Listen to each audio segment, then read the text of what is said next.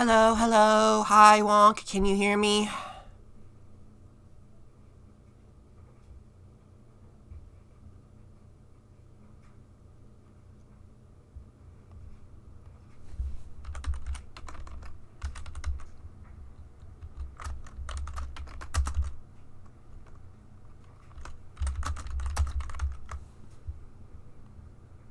Hi, I'm audible. Okay, that's good. Sure, a pine cone. Um,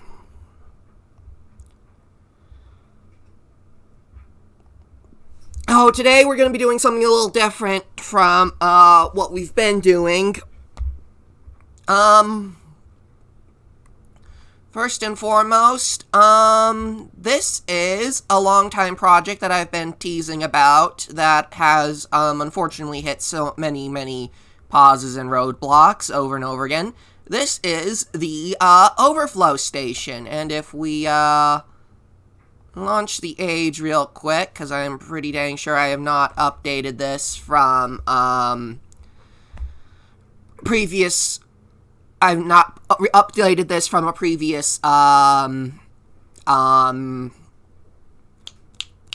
export. So I'm just gonna launch whatever is currently exported, and we will go to it. Anyway, the Overflow station is a place that I've been working on for years now, and it's a really complicated set of things, and I've not really been doing as much for it as I could be while focusing on other projects. Essentially, what we're going to be doing today is we're going to be building a central, art piece for, a particular area of it. But we'll just go through what is here at the moment, just so y'all can, get a glimpse of what we're working with. So this is, the temporary main Lincoln point. This is basically the final area of the whole thing. And what we have here in the center of it is one big giant model of the Cavern Lake. Let me, zoom out to first person here so you can get a sense of scale. Third person here so you get a sense of scale of this. So yeah, this basically started off as, okay, I'm going to take the cartographer's pub and I'm just going to start building out bits of it. And then, Tweak was like, yeah, it's repeated geometry. We've had enough pub spaces that are identical. And I was like, you know what? You're right. So what I ended up, doing is I, stripped out the upper floor. And I, moved the upper door area down here, and then you'll notice we suddenly transitioned to completely different textures and geometry here. And this is like, hey, wait a second, isn't this the Irkana pellet silo doorway? And you would be correct. Which is why you'll notice that there's a lot of Irkana texturing in here now. And we go over here, you'll find, hey, it's a hood camera with, baked-in lighting on it still. Nothing in this chamber, but if we come over to the other side here, you'll see there's a giant, thing going up to the ceiling, and then there's a giant mixer blade and, unfinished geometry in there. So yeah, the concept of the Overflow station is that this is a place where, when the pellets drop into the lake water, there's a bunch of those. And so the water has to pass through a station to basically reach the lake, where it regulates, where people would have at one point regulated the control of water through the facility to ensure that there is no algae blooms going on. These little alcoves are meant to control little doorway gates that are, this one is not going to work well and it's going to be blocked off, or not blocked off, but that one's damp. That one's going to be closed off because it is putting out bad water that is bad for the lake, and you really don't want to pull it, otherwise you'll damage the lake a little. Anyway, so we'll enter in here, and we'll have a hallway. There's no matching hallway on that side. There used to be, but I deleted it to work on the hallway we're going to look at in a moment. And essentially, I needed to redesign the entire hallway, and because it's mirrored geometry, I only wanted to do it once and then mirror it, so for the moment there's no matching hallway on the other side.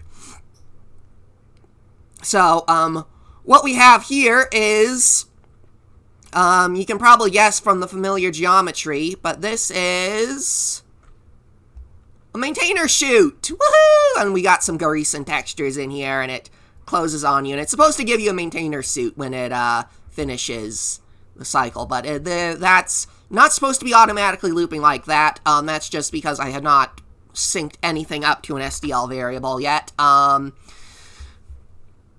Overflow station. It's working pretty good there, I suppose. Let me tell you, redoing that shoot animation was a bloody nightmare. One bloody nightmare. I had to redo it all from scratch. Anyway, so we got a not so squared off geometry in the hallway here. It's a little more fancy, and a combination of Garisan and Irkana. And then over here we have a big ol' window that's going to have a console in front of it. And you can jump out the window at the moment and get onto the walkway stuff out there. I will almost certainly have a broken gap in both windows at some point, but not in identical places, because that would just be weird. But anyway, full windows in there, except gaps you can slip through. And then we have hallways. Don't mind the two different pulsing. Like I was saying before, I was going to duplicate this whole geometry over. One set of pulse animations is for this hallway. The other set of pulse animations is for the other hallway.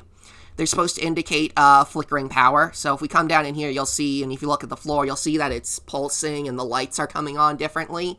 And these are supposed to indicate that the power coming in here is, the animations here are supposed to indicate the power coming in through these hallways is not the most perfect that it could be. It's getting interrupted, it's getting, it's having its troubles, it's having its issues. So one's hallway's going to have one flinking pattern, the other one's going to have another, and it's going to come down here. We have a burnt out light here on this side, and then here we have another Irkana style entry chamber, which is, I am basically running backwards through the age at this point. Anyway, so this door will eventually animate when it is properly powered, which is not at the moment. You can see that there is no door over on this side, because I still need to line everything up and copy it over and all that. And it's a sudden drop off here. I need to build more geometry out here, but there's a view of what's probably the arch, but probably isn't. And anyway, if we go and we run and look up here, you'll notice there are 4 big giant things up there. And you know what those are? Those are literally, let me fly up here. These are, well, for the most part, these are mostly cooled down versions of the Irkana silo. Absolutely not much in these, but here's one that's mostly intact. But I've pretty much stripped out 90% of everything beyond the base geometry in these. But yeah, so these are silo drops that will drop silo chute, or drop pellets into the water. There's 4 of them along here. There's 4 tunnels and 4 levers. So yeah, so when this place is going to be fully properly ready, we're gonna start off over here somewhere. Probably going to link in right here. We'll see the two doorways that don't work. They don't have power on. And then we're just going to follow a big old river channel down here, a decorative fountain river channel, to what is going to be the centerpiece of all this. A currently big old hole in the floor.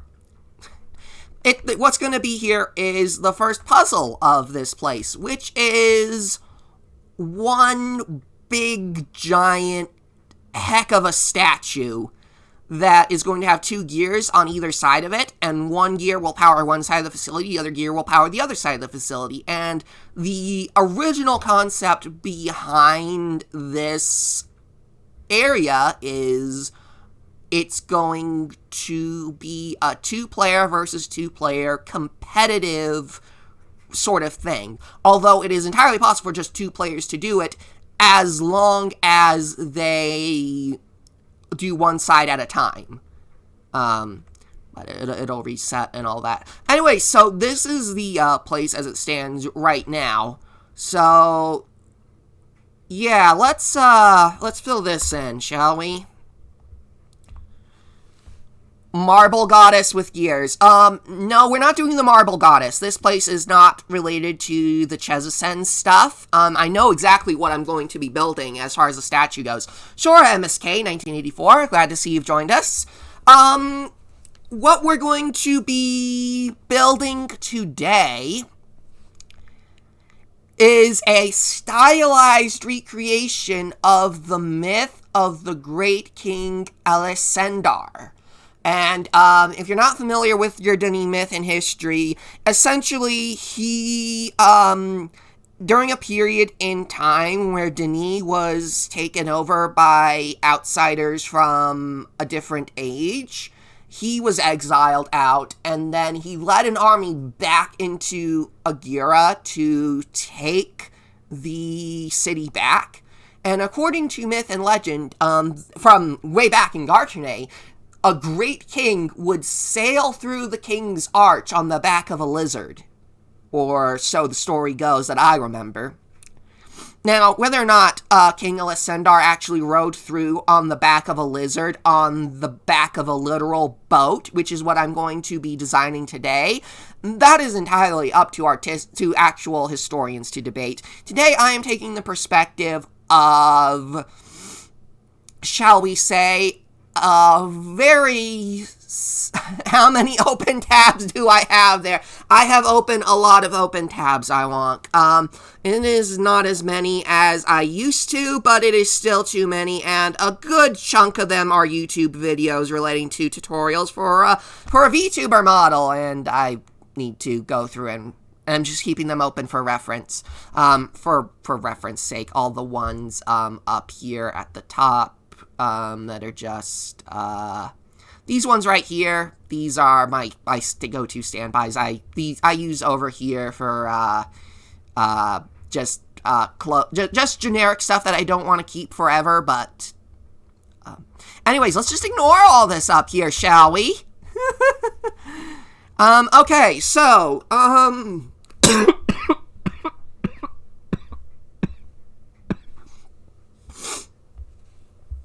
sorry about that. So we're going to start today with, well, for starters, hold on, let me see what texture this is here. Tab, what is your material? Nope, that's the wrong piece. What is, nope, that's your stone main room. Okay. Stone main room. Okay, so I'm going to create a cube. I'm gonna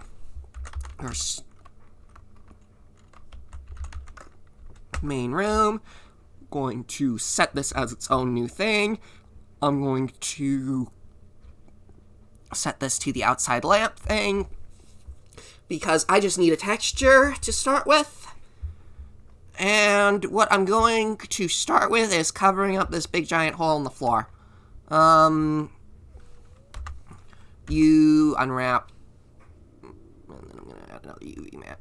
let's see, which was the other one set to? That's set to UV map 0. There we go. That'll do the trick for now. So essentially what I'm going to be doing here is I'm just going to shrink this down like so. Then E, scale in, E, scale down. I'm going to delete this face off the bottom here. And then A, scale it up. About like that. Bring that over here. And now we're gonna fill in this giant hole in the floor. I'm pretty sure that it's going to need a whole lot of mesh rearrangement, or so to cover all that space. But for the moment, yeah, that'll do for the moment. It's gonna go Tab S and scale to the X-axis. There we go. Okay, so here's what I mean by I think I'm going to need to mess with this a bit. So I'm going to pull this back here-ish. Okay. Nope. I'm just going to stretch that out like so. Delete face. There we go. Oh. Now I'm going to grab this. I'm gonna grab this and this. ES, and then scale to the X-axis. Woo! Okay, and then I'm just gonna grab you. And I'm just gonna stretch that out this way. And now we've almost entirely covered our giant hole in the floor.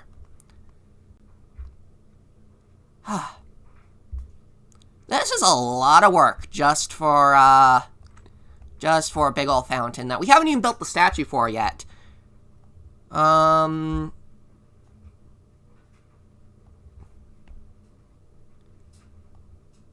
hold on a second. I think I see Discord here.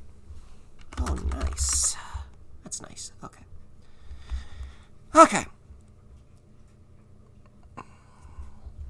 Okay, so yeah, that gap needs adjustment. I'm going to select that bit, and I'm going to select this bit, and then scale S, and then X, and I'm going to drag that out to cover that. That's clipping a little with the rock face, but I can work with that later. For the moment, it will do. I'm going to grab these, scale X, and just widen that out a bit more. Yeah, that'll do. Grab this, and this. I'm going to extend this forwards. Yeah, this looks like a big, giant boat at the moment, but this is not our actual boat. This is not what our boat is going to look like. Oh, now I'm going to extrude, and I'm going to stretch it forward on the Y-axis. I'm going to scale it on the X-axis a bit so it narrows out again. And then E, and I'm pushing it out on this way. And I'm going to hit E, and push it out this way. And again, I'm hitting the left click button, or is it it's the right click button on my side, but yeah, it's the mouse's left click. I'm hitting the right click to when I hit E and I extrude it, and I hit the left click to cancel, and then I do the normal, or I do the right click to cancel, and then I do the left click to do normal mouse things. Okay, so yeah, we are currently at about the point where we have a big, giant track here. I'm going to narrow that in a bit. Hey, look, Ma, it's a giant spoon.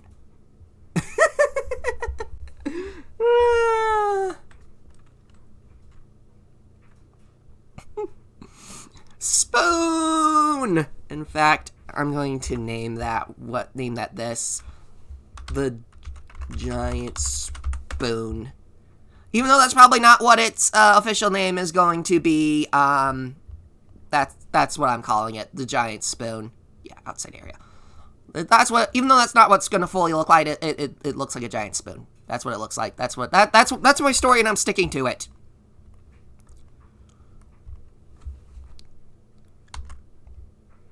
And stretch that out more. And at this point, I reach a critical decision threshold. And, that critical decision threshold is...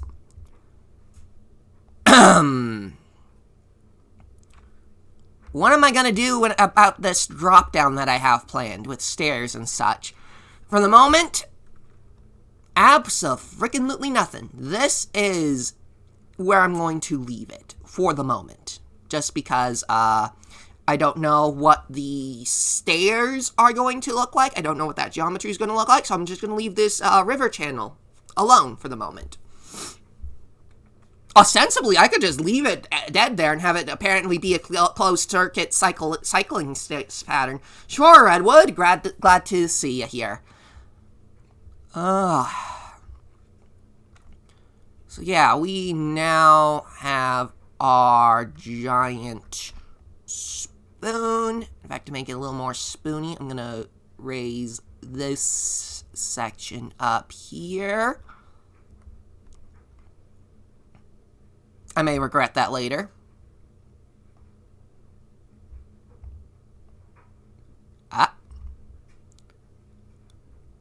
Yep, I need to now adjust the floor here. Tab. A. Yeah, okay. Tools, knife.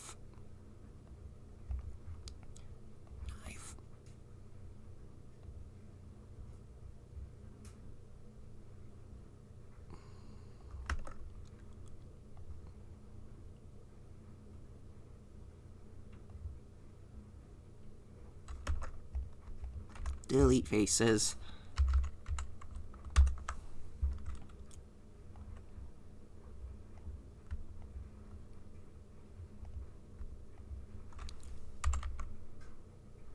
Let's stretch that up. Nope. That was silly of me. Let's see here. What do I need to do? Okay.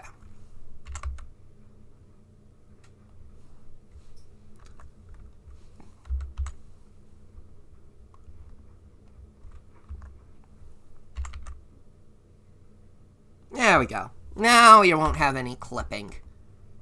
Oop, except up here. Tab. I'm just gonna select these two faces here, delete them, and hey, that works. Yay. Okay. So we now have the spoon. We now have a giant hole in the floor that accounts for the spoon dipping down. Let's see, how much further do I have to... Yep. No, I'm going to leave that as it is. Okay, we now have a pool that has a slight dip in the basin for room for our giant statue. And now I'm going to design...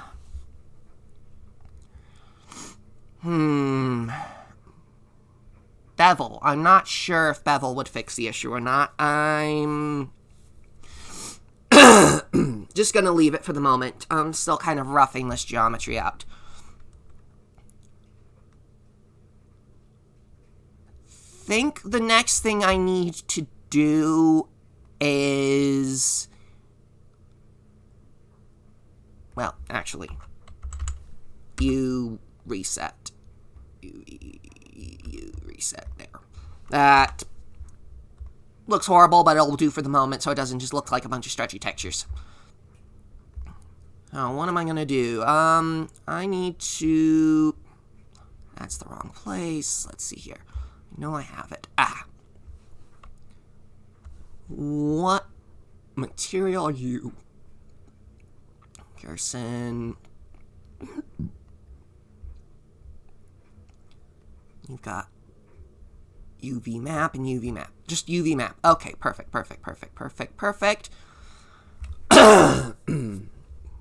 We are now going to create a giant gear. That is not what I want. Let's go here. I'm going to create a cylinder. We're going to go here. And this is going to be our fountain gear. Project. Outside area. And we're going to need Gerson gear floor. Gerson gear tooth floor. I'm going to I need to add another one. Gerson gear floor. Boom. Okay. This is outside lamp. This is outside lamp. Okay.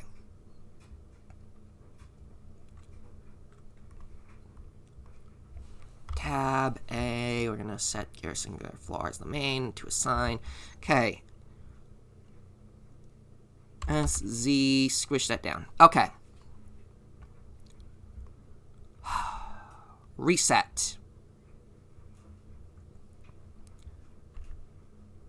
Let's stretch this out so I can see the gear tooths. Yeah, I'll do.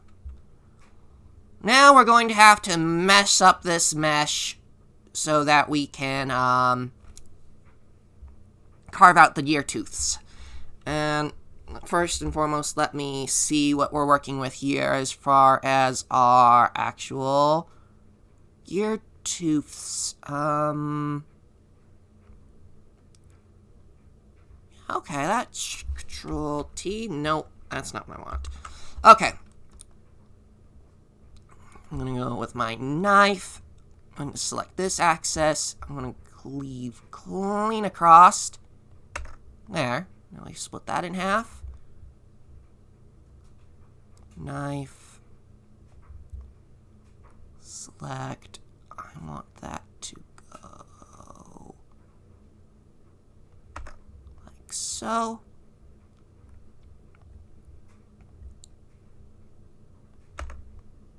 And then if I do Control T, yay! It does the whole thing the way I want. Yes, perfect. Oops. Except it did not do it on the bottom side. But you know what? I am fine with that because I think as far as this is a cylinder at the moment,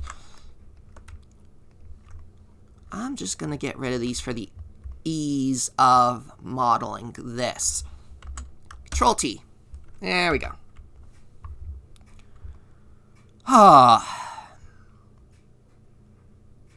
then, let's cut some gear teeth now that we have an easy way to do it. And the easy way of doing that is just, we're going to take our knife here, we're going to do that, we're going to run across here, and we're just going to follow it down here. Boop. Boop. Delete faces. And now we have a perfectly made gear tooth notch. We're just going to repeat that around the edge.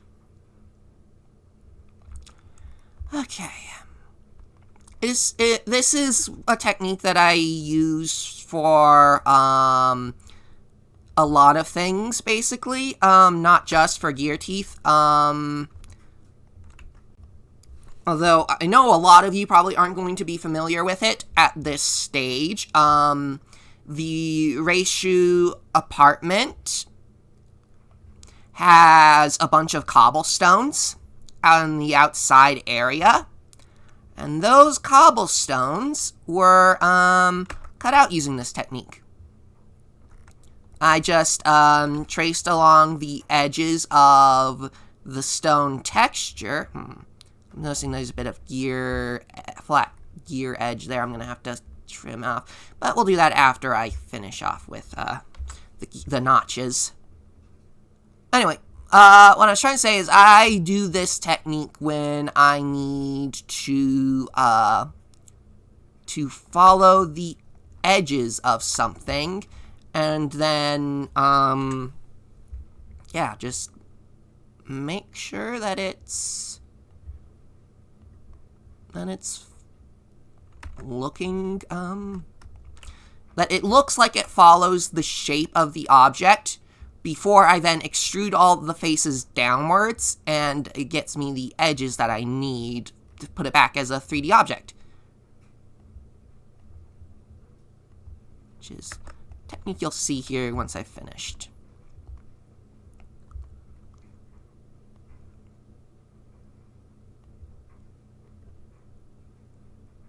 Because basically what I do here is, rather than build a texture to an object, I'm building an object to the texture.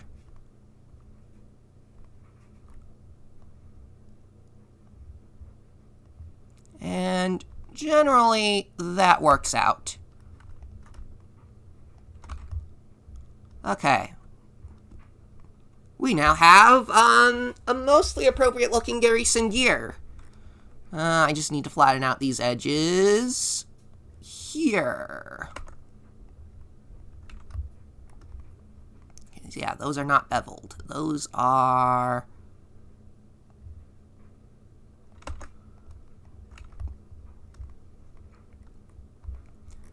Those are not beveled. Those are not beveled at all. Those are very, very flat.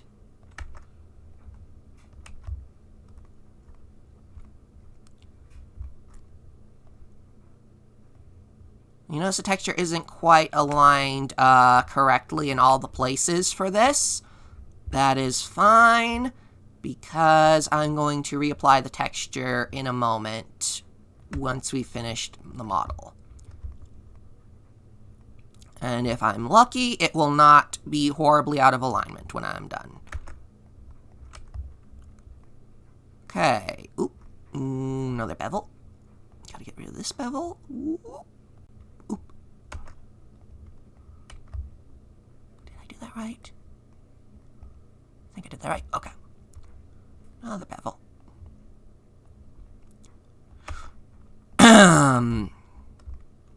Okay. That's all my edges.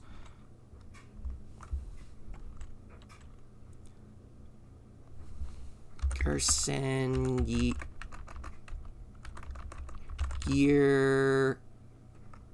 There we go.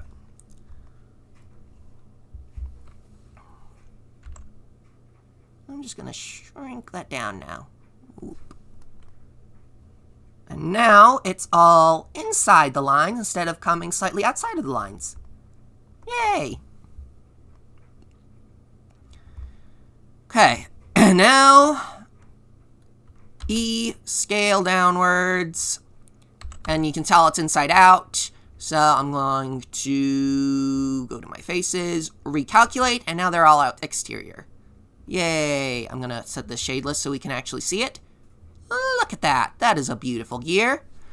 But it's not perfect, because we've got stretchy textures on the sides. Whoop, whoop, whoop. Boop. Nope. Too far. Too far in one go. Boop. Nope. Boop. Boop. Okay, now we're going to go to gear tooth. I'm going to set that to shadeless so we can see it. And I'm going to hit reset. And I'm going to rotate that by that. And...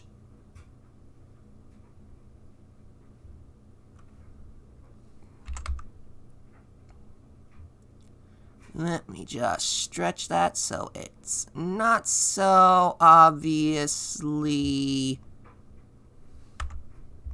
yeah. That'll do. Side lamp. Shadeless. Smooth shading for everyone. Now the main problem is that our origin is off to that side, and our... actually, that might not be such a bad issue to have. RX 90. There we go. Yeah, here we go. Control A, rotation and scale. And look how tiny our little gear is. Look at how tiny that is. RZ90. There we go. Control A, rotation and scale. Now everything should be lined up. I'm going to tab, Control A. I'm going to scale this up. Ooh, that's a big giant gear. That might be too big. But let's...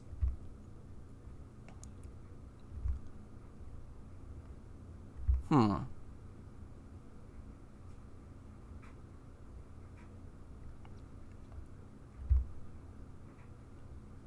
gonna go with that size for the moment. I'm gonna go with this size for the moment. I don't know if this is going to be our final size or not, but that is going to be our size for the moment.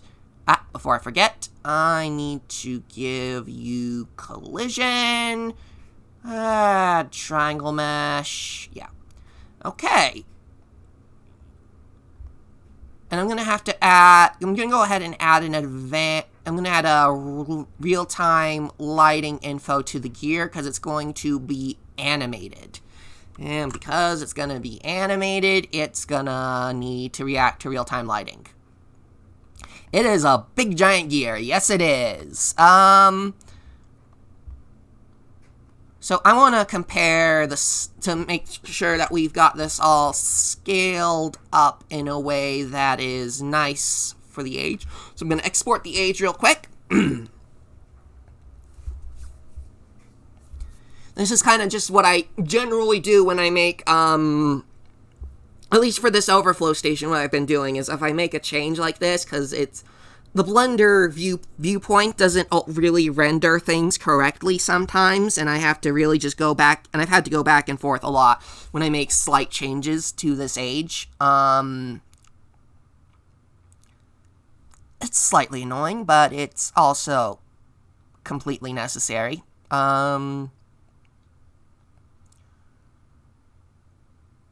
But that's life. Anyway, so we're gonna come through here. I'm just gonna zip over there. Woo!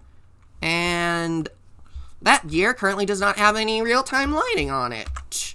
Huh. And this all has flat shading still. Okay, smooth shading. There we go. What is my lighting situation up here? Is this...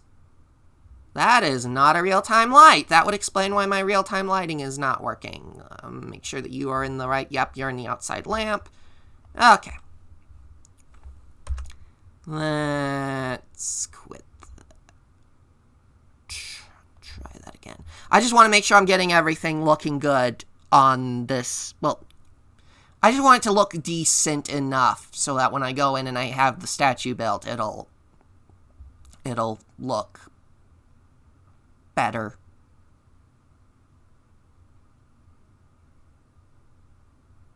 Better, I guess, is the right word. I don't know. This is just still the concepting phase. I really don't know how this place is going to end up looking in the end. It's... it's just so...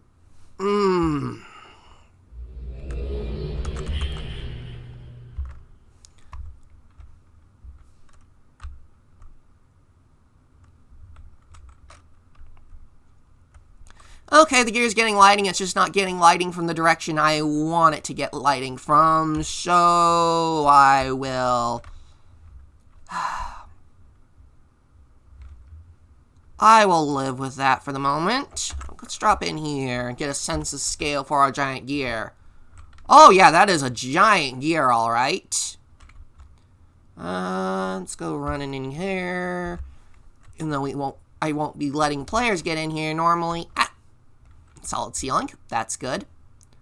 But yeah, so, big giant boat. Now the thing to figure out is how big of a boat do I want this to, be, I guess, is the question. Do I want it to fill in the entire middle? Do I want it to be a little narrower? That is the next question for this.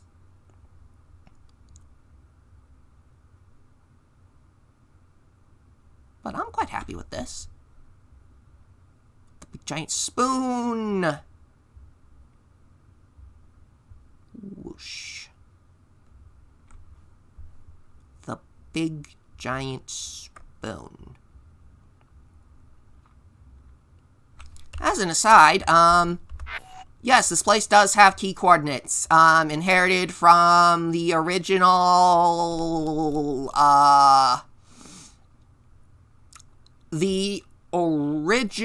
pellet silo, Irkana City silo. So the joke is that one of these silos is supposed to be the Irkana City silo, but you can't get up to it, and you never see people link in, so you have no idea that if they're there or not. So, I'm also not sure if these coordinates are proper for the place that I'm actually properly, that I've decided to place the Irkana City silo, or that I've decided to place, this overflow station in the world of the cavern. I'm going to have to check my coordinates later to make sure that I got that right. But that's not my concern right now. So, boat, right.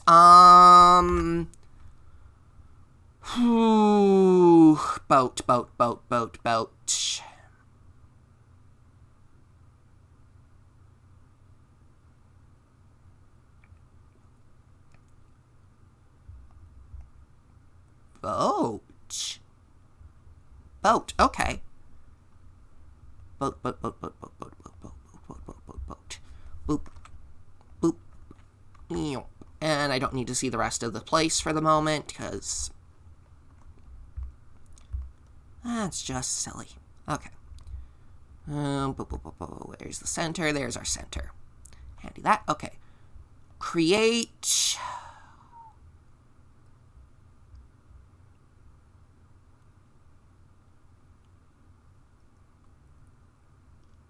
Create circle. And that circle does not have any faces in it, so I'm going to give it a face. Okay.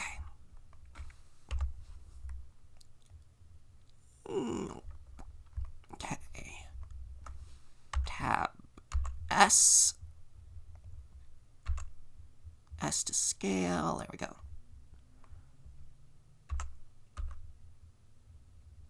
SY. If I did Control T, yeah, it's going to do the weird zigzaggy thing. But that does work for me. Okay. You know, you're thinking, this doesn't look like much of a boat. What kind of boat is this kind of oblong sort of thing? Well,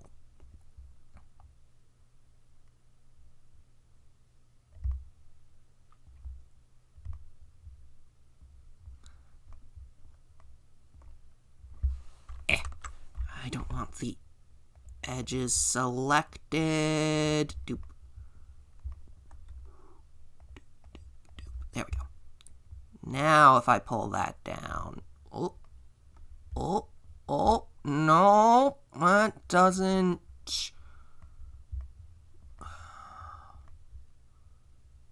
Oh. No, okay. I'm going to need to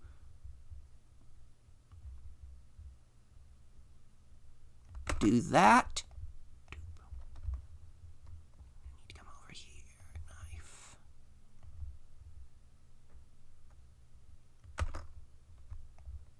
Okay. And now if I pull this down, yeah, there we go. That's the shape I'm looking for. And this doesn't need to be a perfect boat shape, because it's not an actual boat. It's just going to be sort of like, okay,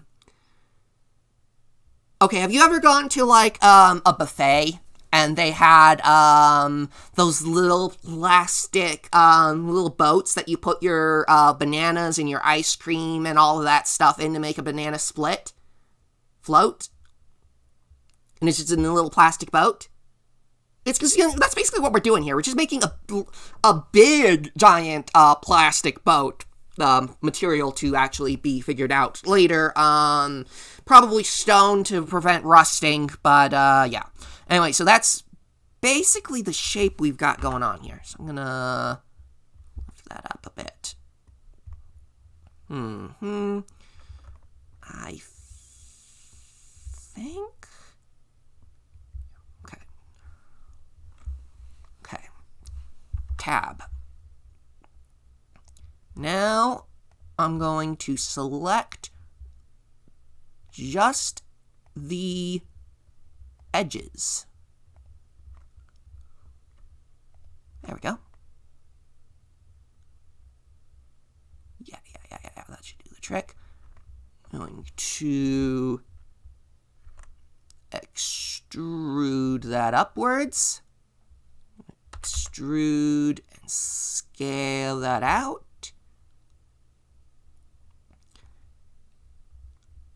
Extrude down, scale that in, extrude down, scale that in.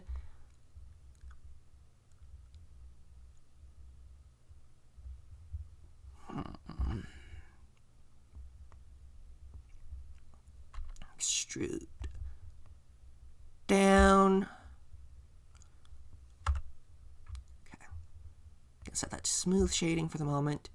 So yeah, now we see we've got a big giant banana boat sort of thing. So, I'm gonna line this up with my gear. What's my x-axis? My x-axis is here. If I set this up to here. Yeah, there we go. That's nice and lined up. Now we've got that centered again. Yeah, centered-ish. That's centered-ish. Okay. Now I'm going to R and rotate to the x-axis. Let's bring this up a bit. So the dynamic pose that I'm going to go for here is essentially, our boat is going to be sailing through the middle of Kireth's Arch. It'll be a very stylized version of Kireth's Arch, closer to the... I'm going roughly off of the design from the ferry boats. But also, this is a boat that's going to be holding a giant lizard, so I expect that however it was stylized in Denis fashion, it was still going to be very different because it's got a big giant lizard on the back of it. So it's quote-unquote artistic license. Both I am making my own artistic license, but it's also going to be the artistic license of the in-universe artist. That's me and the in-universe artist are both making a big dramatic boat centerpiece with the Great King and his giant lizard on the back of it, and then I'm just going to stretch this downwards, and that's still slightly at an angle, so I'm going to pull this backwards a bit, and RX, let's straighten that out. Yeah, there we go. Yeah, and then I'm going to scale that inward a bit, so it scale the x-axis in a bit more.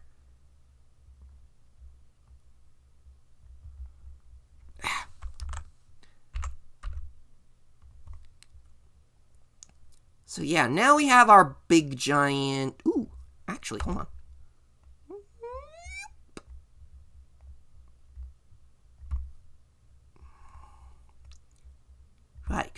boat is going to be powering the gear, is going to be powering... Right. So, of course, the visual joke here is that the boat is so big and heavy, it has to have gears to power its motion through the water. Big, giant gears, right? So, it's gotta churn through the water carrying all that weight of a big, giant lizard. So, yeah. Okay. I'm going to rename this gear Fountain Gear Left, because it's the gear that's on the left. And then I'm going to duplicate it. You're going to be Fountain Gear Right. There we go. Now we got 2 giant gears.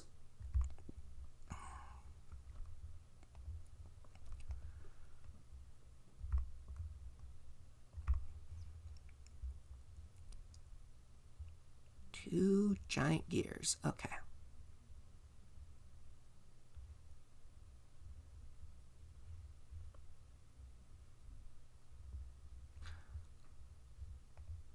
Not happy with that.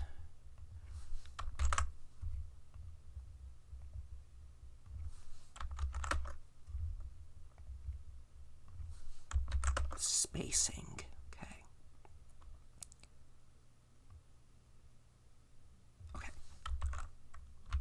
Okay, so that's a negative 25.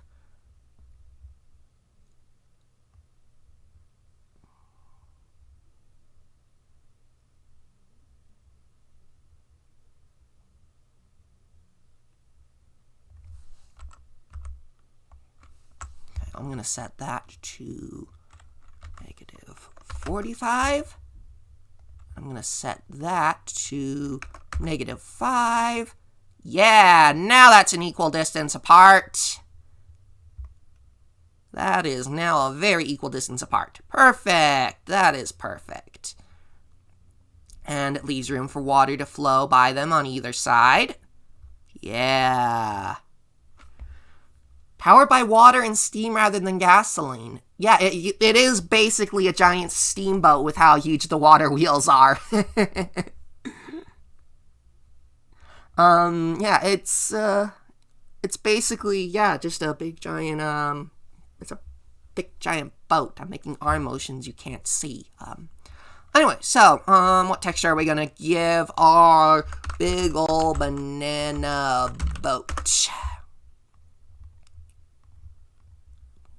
Okay, let's see here. Just because for temporary consistency's sake, I'm going to go with main room 01. Okay. VMAP. Okay. Oop. We have a case of exposed geometry there. Okay. Tab. What is our... Yeah, there we go. Yep. I just need that line. I'm going to pull it forward so that doesn't obviously clip through. And then are we dealing with the same over back here? No, we're not. Okay. I'm just going to grab you and grab you, and I'm going to just continue to drag it forward.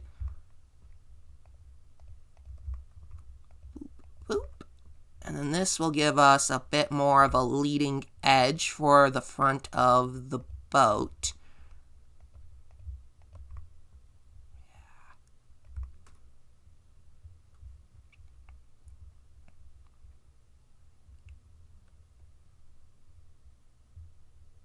Yeah, that looks like a big old boat now.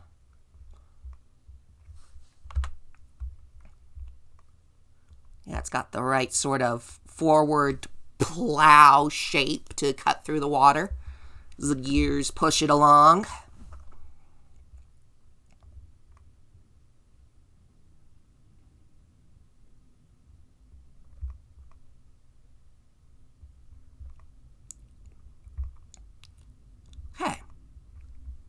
Let's save this.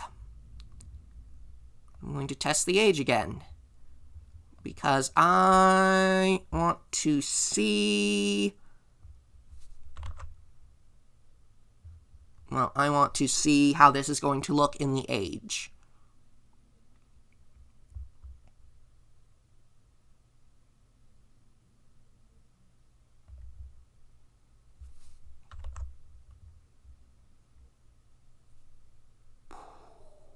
Gotta sit through the updating screen.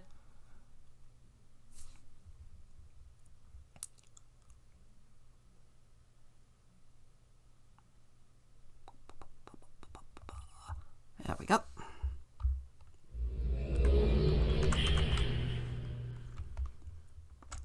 Let's just take a look at this out the window so far.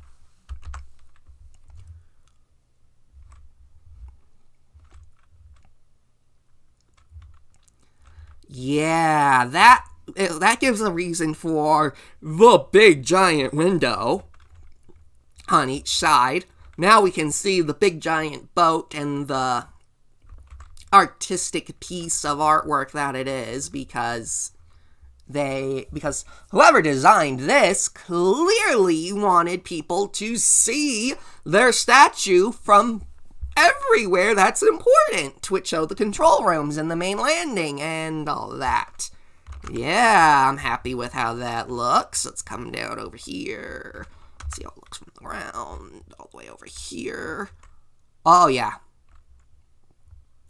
And then once we have the frame of the arch around it, behind it, and the guy on the lizard. Oh, yeah.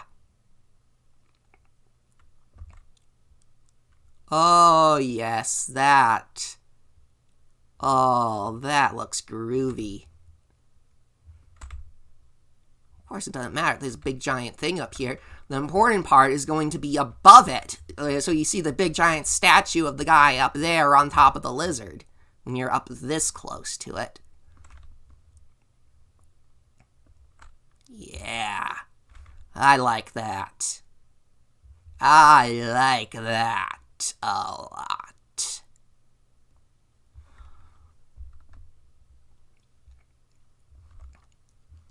So,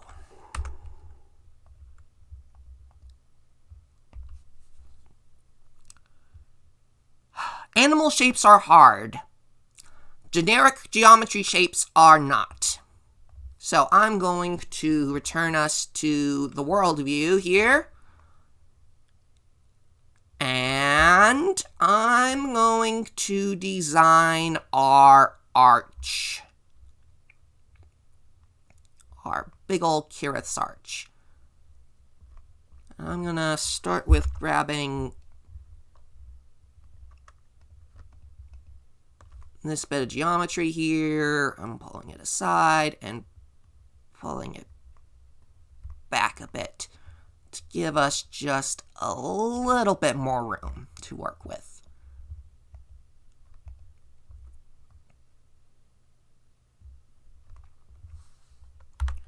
Okay.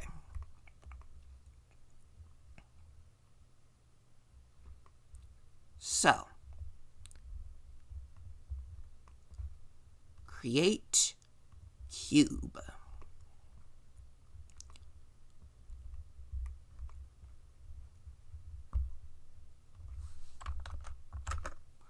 Get that centered with the thing. This is going to be our boat. Trust Kirith arch.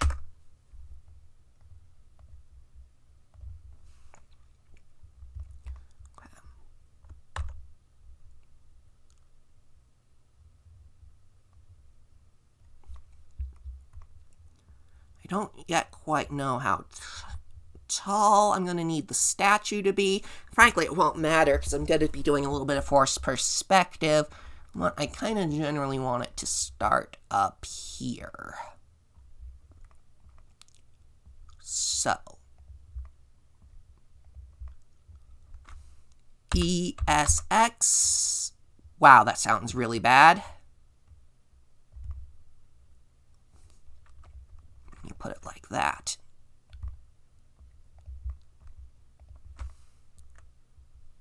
Scale, hit the x-axis. Yeah, there we go. E, scale, x-axis. Bring that down. E, scale, x-axis. E, scale, x-axis.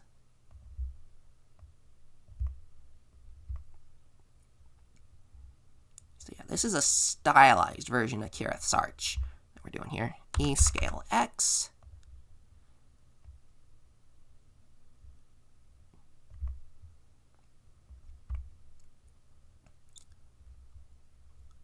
And then we're going to do one E, scale, x, like that. Am I over the edge? I don't actually know yet. Nope. Bring that all the way down here. Am I over the... Nope, I'm not quite. So I'm going to select that face. Scale X. I'm going to bring that in. E, scale, and then X, and bring that out. And bring that a bit down as well. Yeah. Select all the faces again. Bring that all the way up. You know what? If I bring it all the way up there...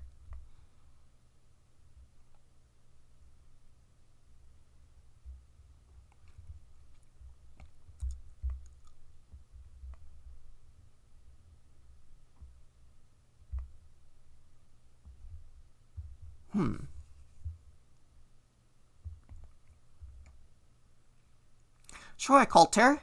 Yeah, boat designs. I'll probably go and look at the... Sure, later, Pinecone. See you later. Yeah, I will probably look up the rest of the the Denny boat designs after I've gone through this a bit more. I think the main... I think I will definitely go through that and make it a little more stylized towards those, but for the moment it'll do. Okay, I'm going to select these two faces here. Actually, no. I'm going to select boop, boop, boop, boop, boop, and then doop, doop, doop, doop, doop.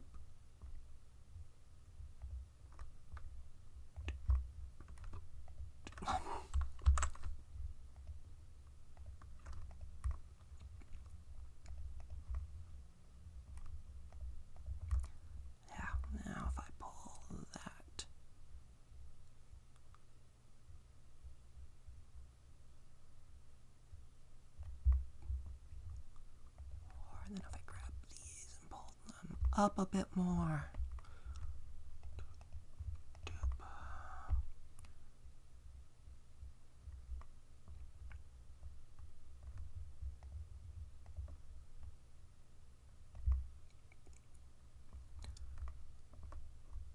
Yeah, that'll do for the moment. Grab those two faces, extrude, scale, and then I'm gonna drag them down. And then I'm just gonna scale down all the way down there. Delete faces.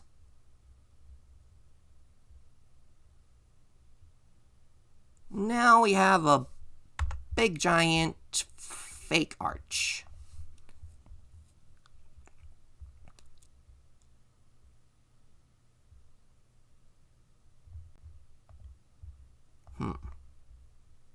Does that look like the Book of Atreus Arch? Hold on, I gotta look this up. Book of Atreus Kirith's Arch. Images. Nope.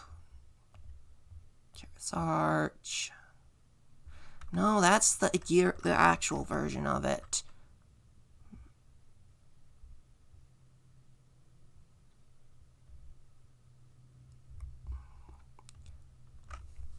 King's Arch.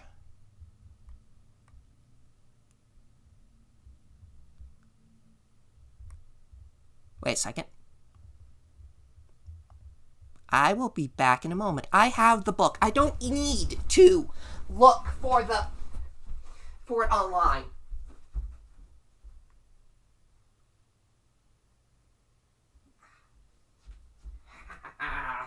Alright, let's see here. Okay. I know it's in here somewhere. Let's see. Let me look. Skip past Atrices.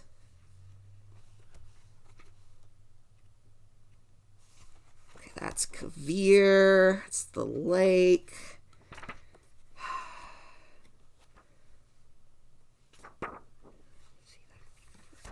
That phrase. Where did I see that phrase? I hear you again. Come on, where's the... That's age 37. I think I've gone past what I need. Yep, gone past what I need. Okay, 37. Let's scale back. Come on, I know it's in here. I know it's in here. There it is.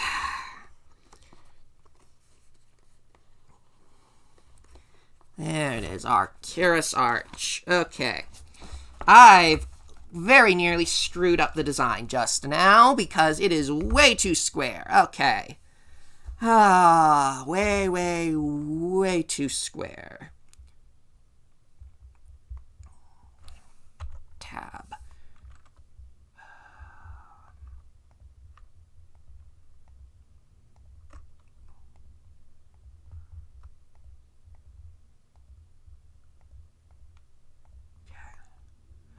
This is why you always get your references in, folks. This is why you always get your references in.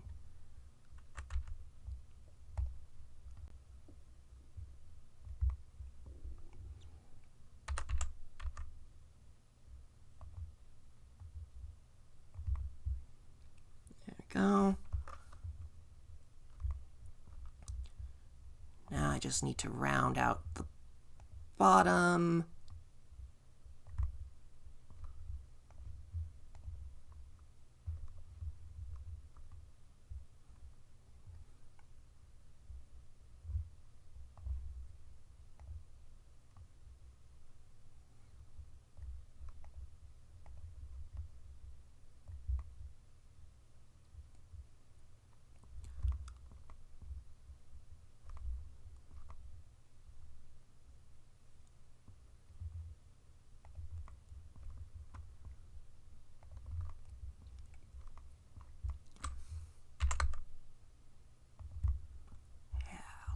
And then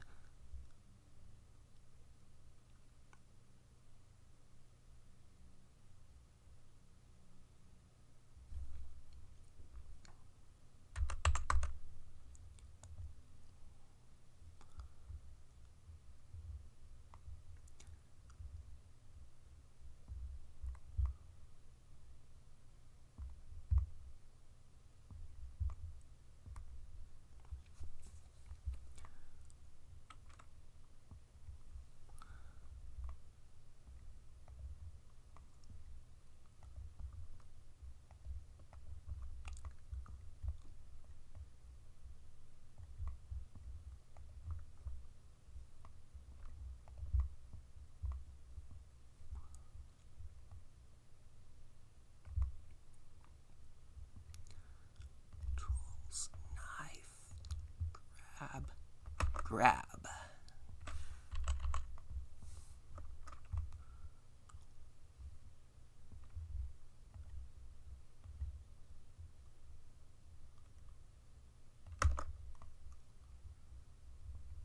Okay.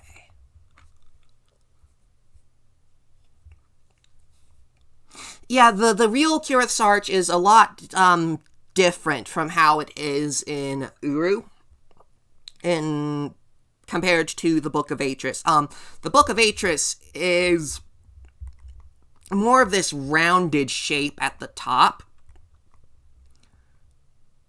versus the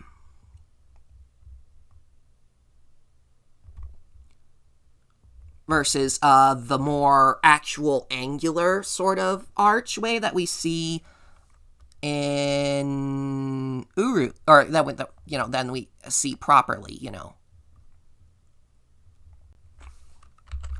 Okay, I'm gonna quickly triangulate our vertices here.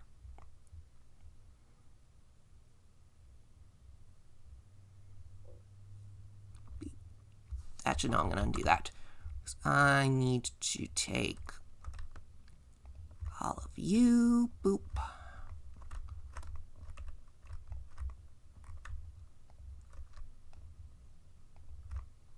Yeah, okay.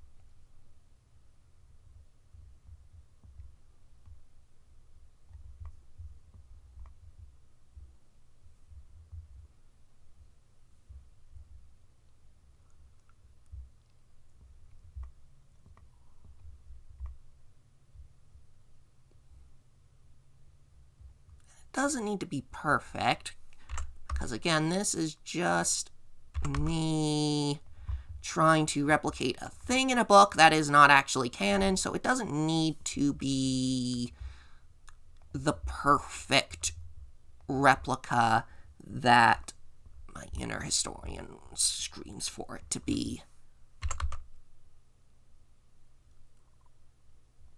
Trying to envision that this is what Atris would see when if he were to come here, potentially. Although, clearly Atris was never here, but I'd imagine that statues like this may have been more common. This, especially if they're depicting the great King Elisandar, But I'm just playing around. I know this is just a very silly thing to want to do, to have an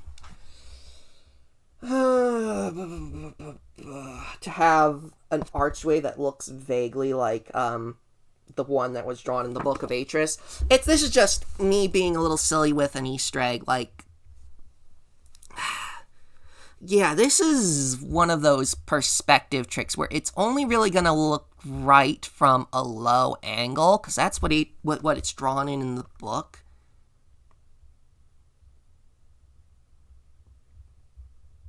But cube project.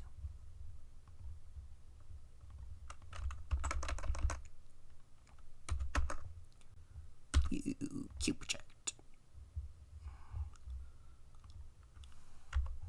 Smooth. There we go. And then because that's actually clipping into the rock face a bit more than I want, I'm going to pull that forwards. Go to edit again.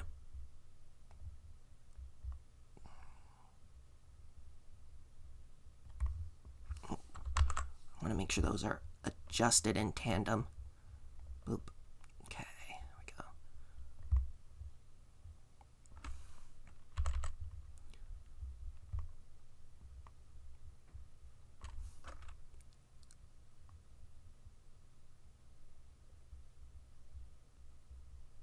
There we go.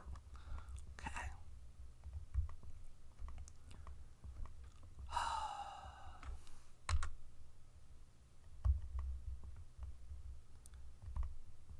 Because we're trying to replicate the harbor a little, but we're dealing with the constraints of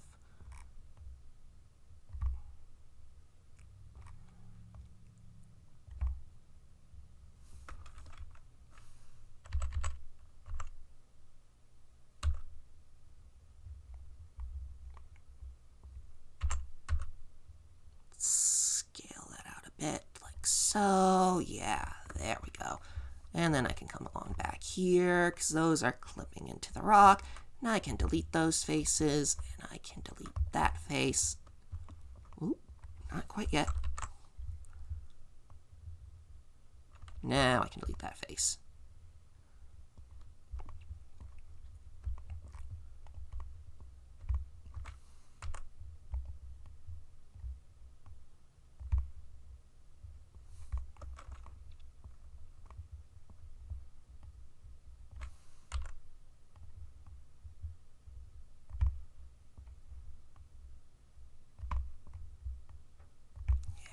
There we go.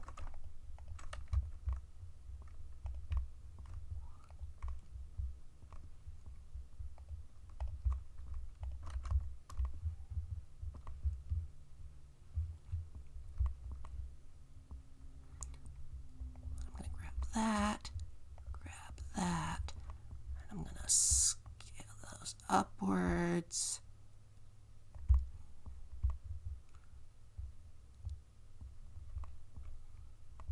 Okay. Cube, cube. There we go.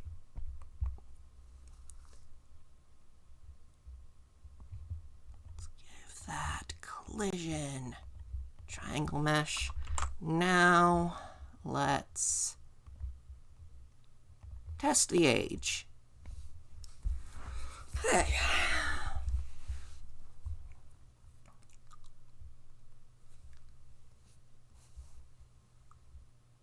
So we're going to update the STLs.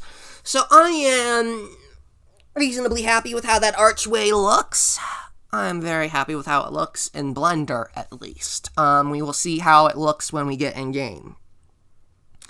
That is always and forever going to be the question. How does this look when it gets in-game?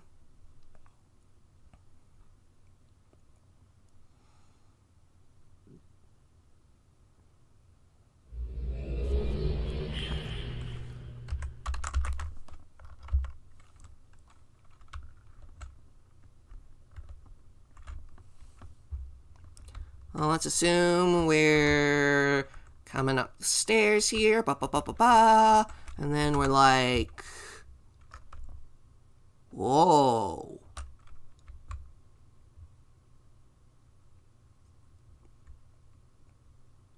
We've got a giant boat, and then we're going to have a giant guy on a giant lizard riding through a big giant archway.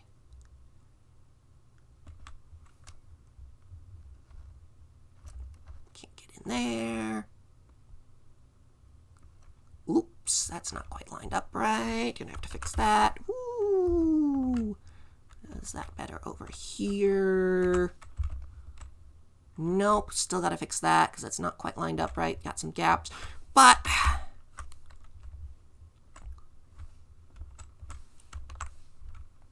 no collision in the boat. That's fine. Let me get lined up here. And let me look at the book.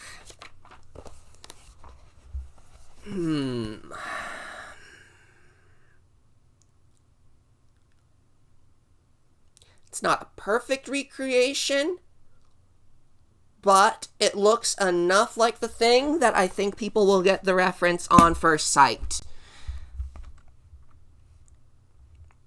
Because look at this big giant thing. Oh, yeah.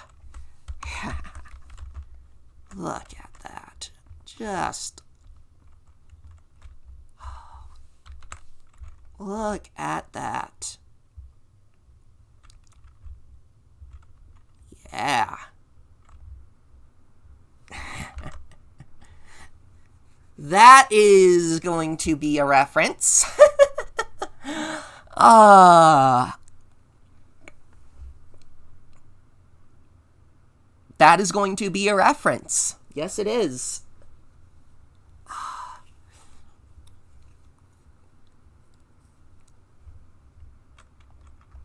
And now I've given a potential reason why the artist who drew the illustrations for the Book of Atris drew Kareth's Arch in the style that they did. because they had a reference photo from a thing very much like this. Yay! I don't know why I'm reasonably pleased by that. Boop. Oh. Boop.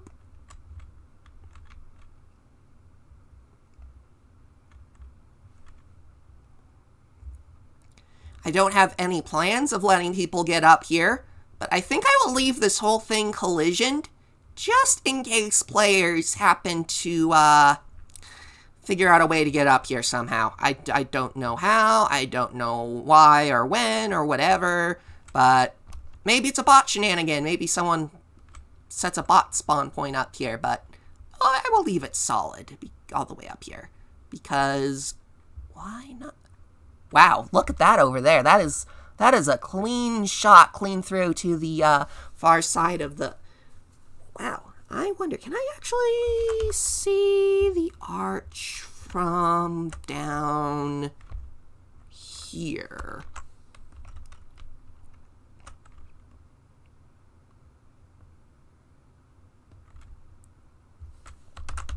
If I'm slightly higher in the air, I can see the bottom of it.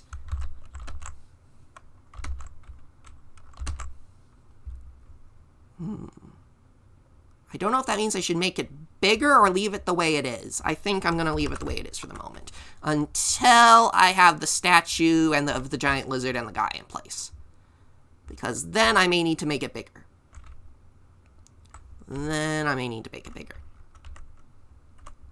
See, one of the things that was always holding me back on designing this whole gear mechanism area was I just didn't know what to put in here. I flat out had no idea what to do for this area. Because, I mean, just having a channel of water running through just seemed kind of plain, you know? But then at Mysterium this year, I was talking with Yali, and we came across he brought up this this idea for, you know, that there were of a Denis machine that was kind of stylized after an animal that had steam powering through it and making it seem like a big giant mechanical animal, you know. And I thought to myself, it sounds ostentatious enough to be properly Denis. And then it occurred to me, I can have the boat. I can recreate this historic scene. Denis has giant statues in places. Not that we see them. Pratt is working on the city proper, and in the concept art for the city proper, you see a couple of statues around some of the religious temples. And so it occurred to me,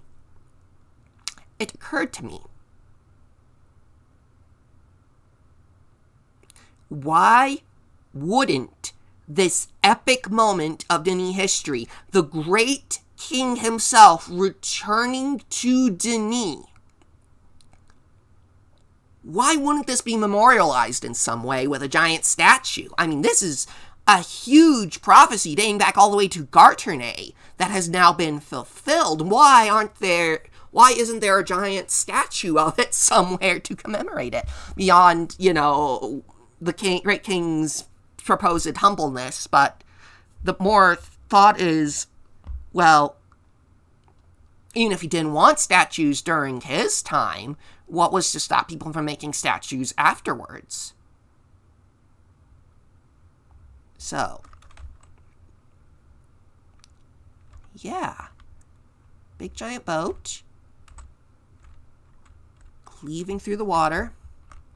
Big giant lizard. Big giant guy in a statue. I think I'm going to have to make that arch bigger once I have the... Yeah, looking at the scale of that, I think I'm going to have to... I think I'm going to have to make the scale of the arch bigger once I have the lizard on there and I have the king sitting on the back of it.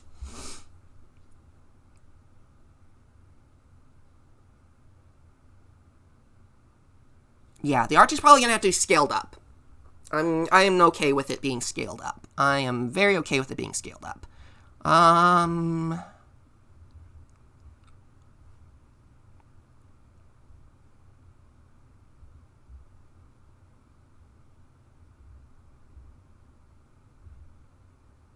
Okay.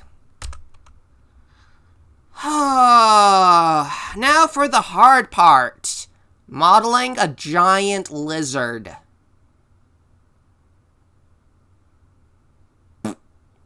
Okay. So...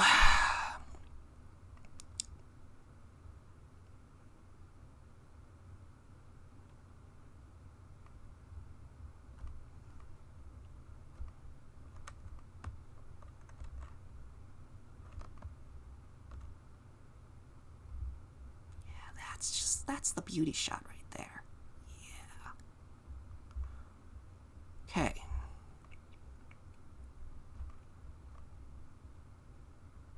Yeah, you know what? I'm going to start with the arch. I'm going to scale the arch up.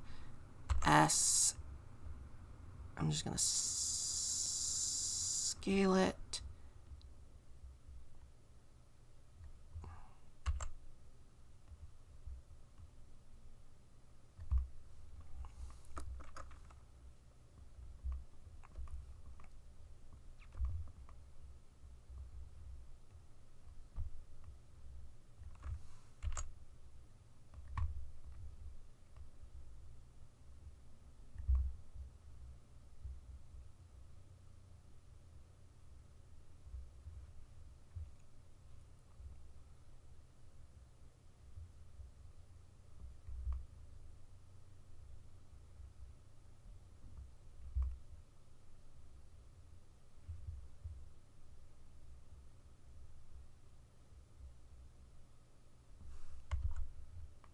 Yeah, okay.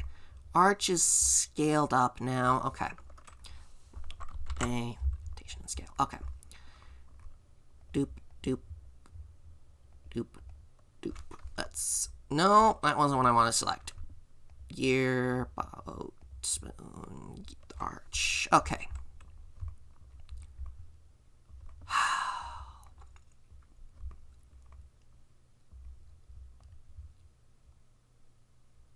The question, I suppose, is what kind of lizard do I want to make this?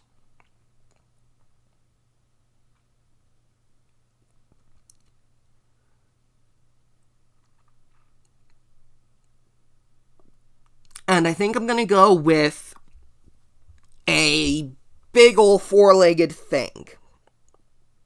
A big old four-legged, a massive iguana with a long tail. Let me see here.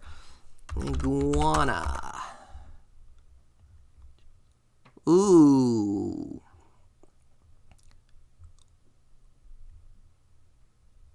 Oh, I like that snapping jaw picture right there. That is cool. They got a couple of pictures here with snapping jaws. Or open jaws. Yeah, having the thing with an open and closing jaw. Yeah, okay, that works for me. An iguana. That works for me. So...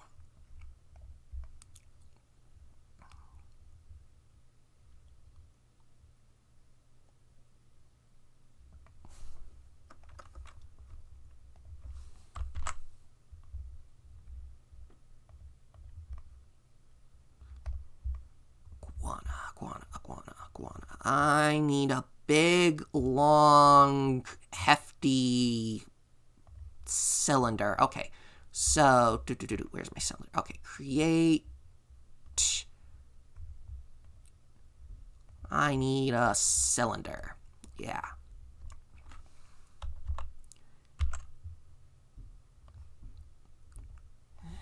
Stat you iguana body.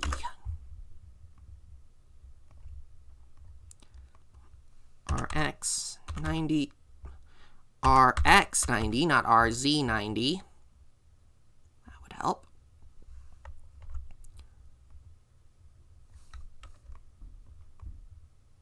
Why is there light coming from below and from above? What did I do with my spotlights? Bah. Whatever. Tools. Smooth. Oh! There's my spotlight shining on it. Okay. Okay, so let's see here. An iguana's got a big, old, thick... Yeah. Okay. Massive iguana with a long tail. Let's go. Okay. Tab, scale, and I'm going to scale it on the y-axis because why waste the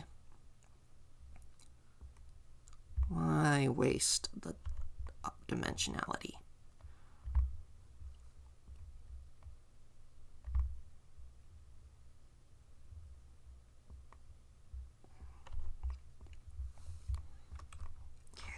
Extrude that, scale it down to give it a bit of belly.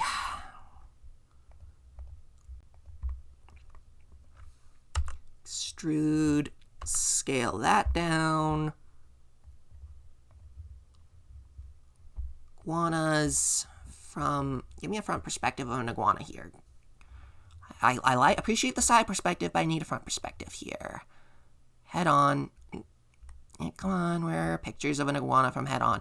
Aha! There's a picture of an iguana from head on. Yep, that's what I need to do. I need to squish this in that axis. Scale it up a bit. Z-axis, yeah. There we go. Now it's got that kind of...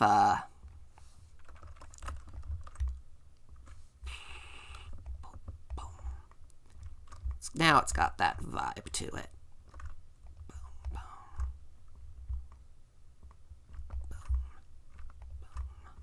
There we go. Okay.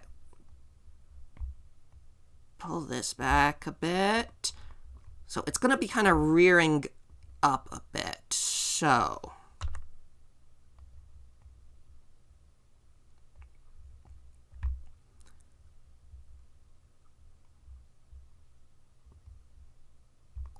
Okay, question is, which way do I want?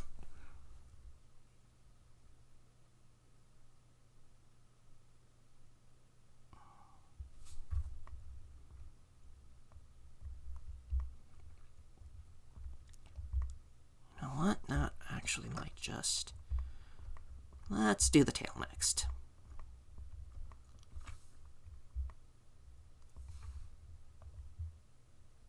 Iguanas. Their tails are very long.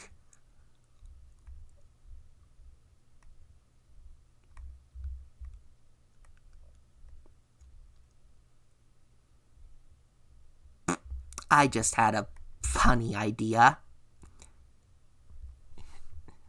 The tail...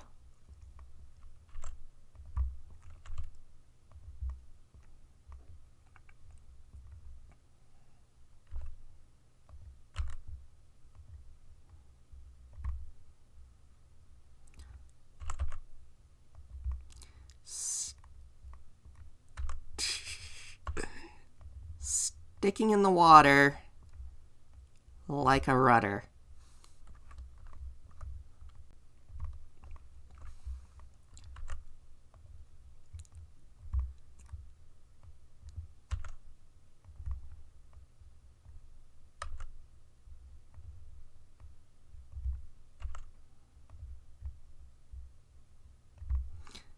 I may need to pull the back of this out a bit more, but we'll worry about that later.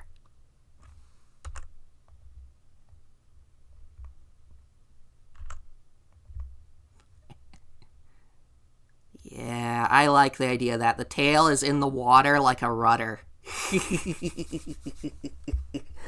Oh, that is beautiful. I like that.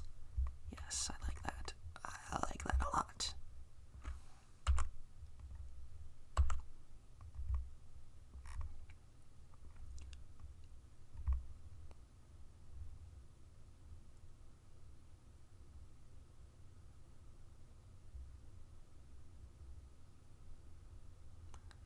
need to draw the rest of the tail. Might as well finish it off. That way, if somebody wants to pull the model out for view outside of this place with bot shenanigans, they get a full tail.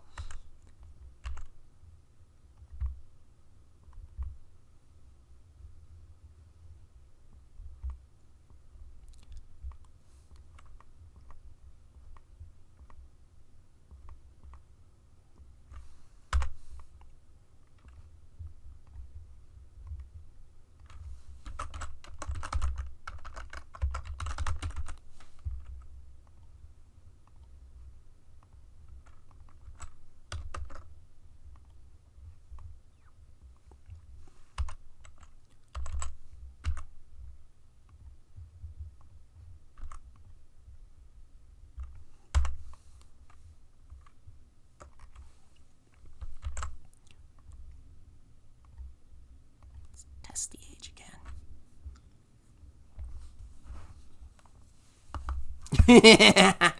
Parents interested in showing their kids the majesty of the last great king, but the children are immediately only interested in the huge, massive lizard. Oh, yes, I can absolutely imagine all the young Denny children pointing at a statue like this and begging their parents to let them get up on it. And the parents are like, no, that is not proper. That is not proper Denny behavior. You will not climb up on the giant statue.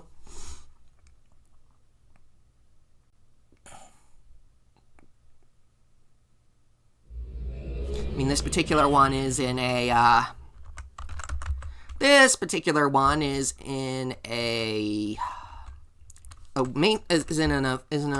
work area, so they wouldn't be bringing kids to this one, but whoop.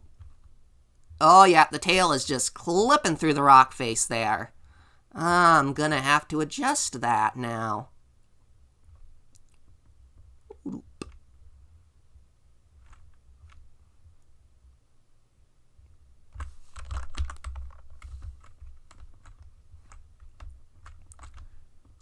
We're starting to get a sense of the scale of this thing. Yeah. Yeah, I'm liking that big giant iguana. Big giant iguana. Okay, let's look at the iguana's head.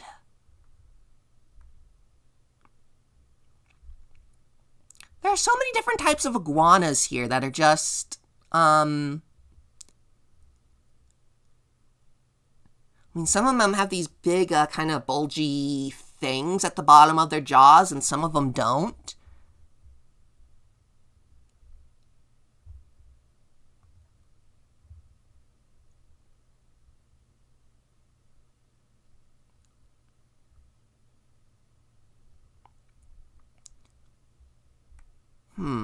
What kind of iguana jaw do I want to do?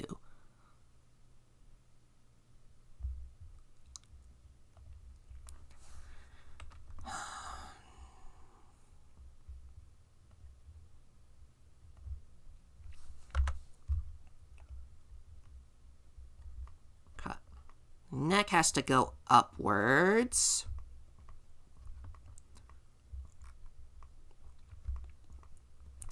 What I'm gonna do is I'm just gonna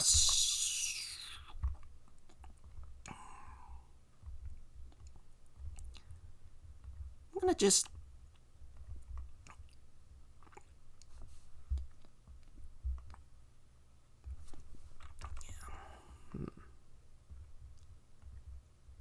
now it kind of squishes flat along the top. I'm gonna extrude. I'm gonna do a Z bit here, and I'm gonna doop doop doop. I'm just gonna squish that down a bit. Doop doop.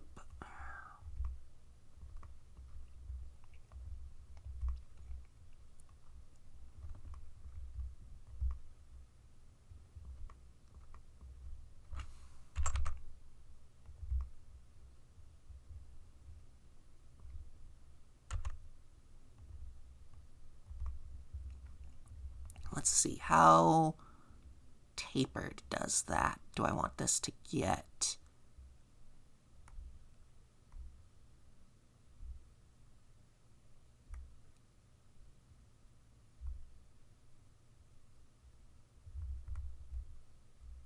I think I'm going to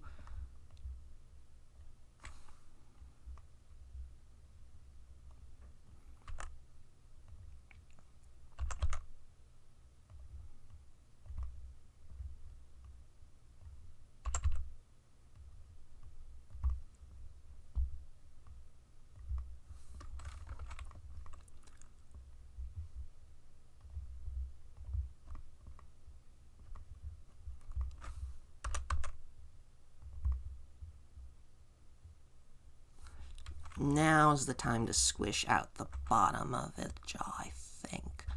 If I level that, boop, boop.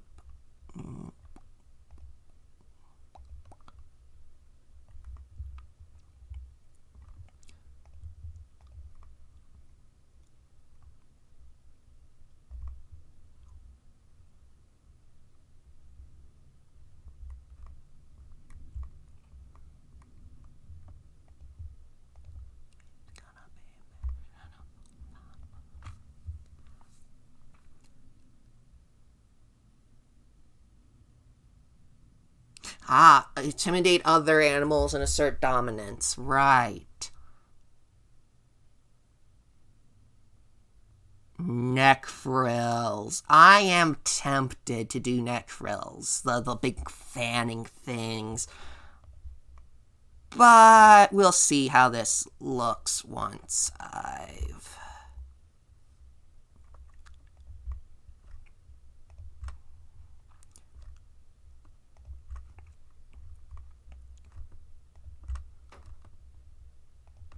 Let's scale that in just a little bit.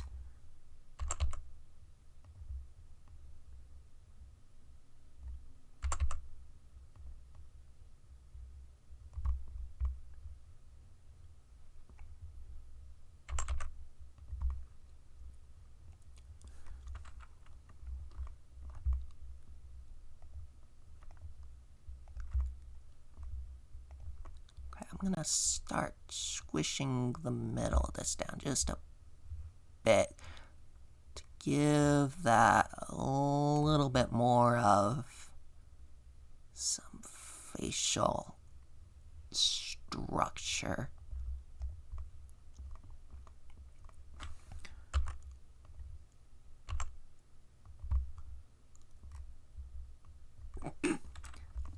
Suddenly this looks a lot more alligator than iguana, but I am okay with that.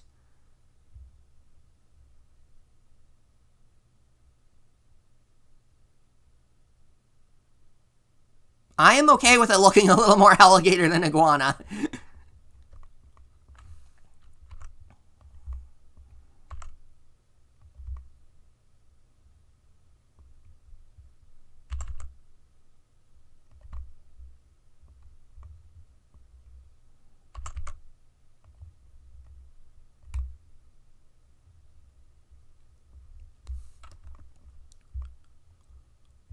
I mean, it's a fantasy alligator anyway, so it's a fantasy lizard anyways, and it might not even have existed even in Denis, so it does not matter whether or not it looks like a real creature or not.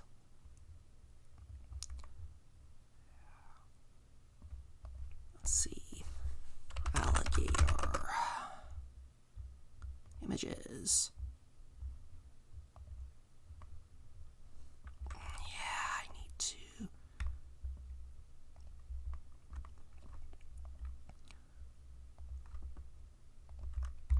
Come on, you.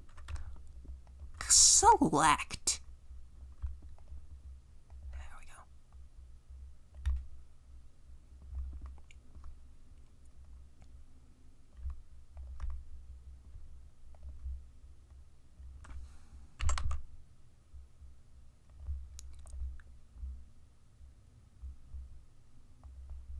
Kind of a big, derpy alligator.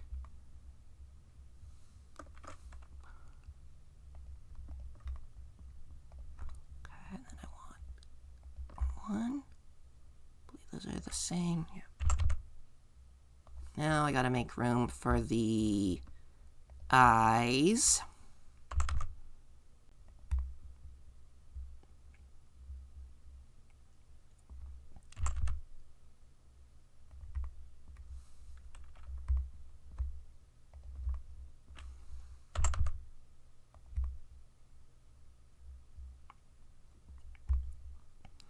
Ah, that looks more animalistic there. Oh, yeah.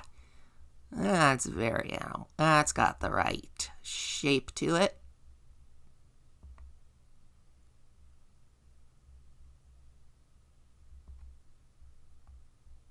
Lower that a bit.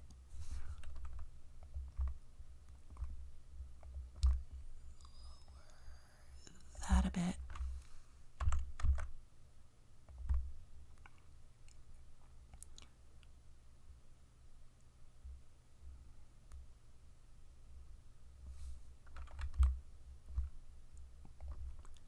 Give him a little happy snarl here.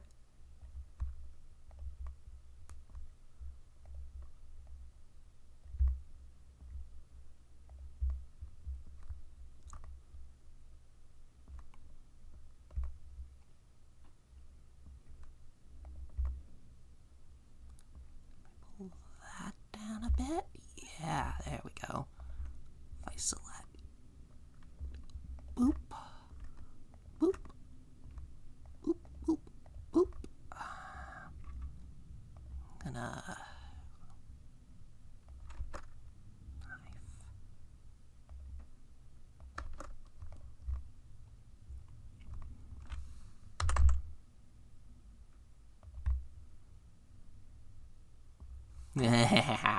Now we've got a big old gap in there for some grinning teeth. Yes, yes, yes, yes, yes, yes.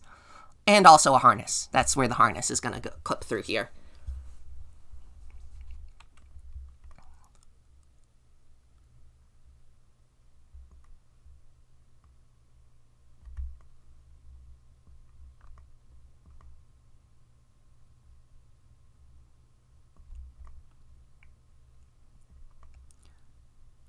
I'm not going to put the eyes in just yet because I have a specific thing in mind I want to do for the eyes of the alligator.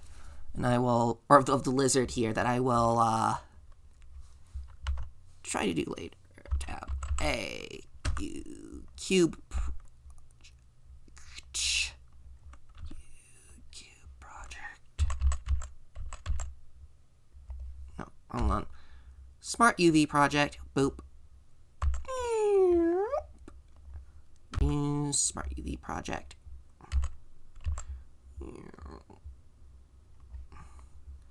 Yeah, I'm going to need a different set of materials for this particular critter. But... okay.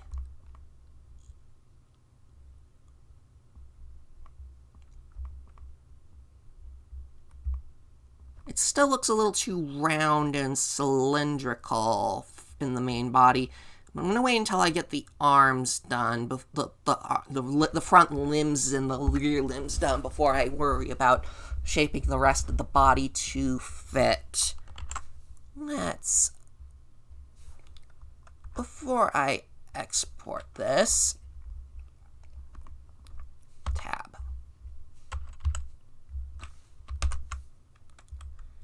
You'll notice that I had that whole geometry...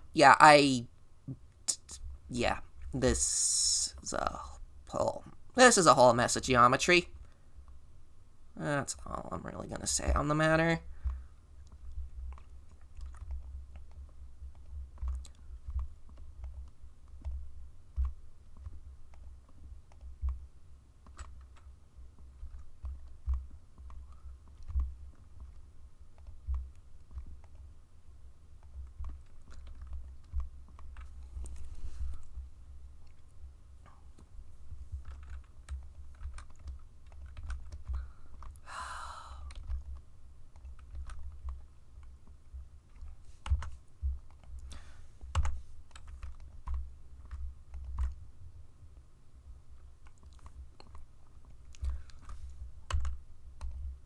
And just as I thought, we're going to have to extend this.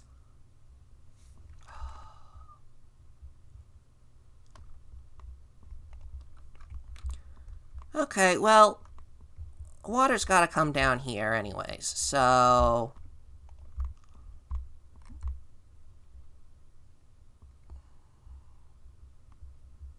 I'm going to lift it up like so. Take that, pull it down,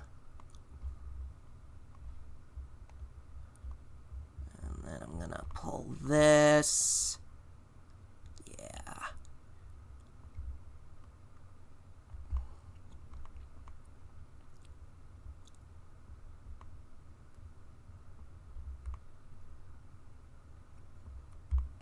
And then that way I can animate the water coming down the slide, and it'll come into the river, and if anyone figures out the spatial orientation of it, they'll realize, oh, the water in the fountain is pouring down and draining out through here. That works for me.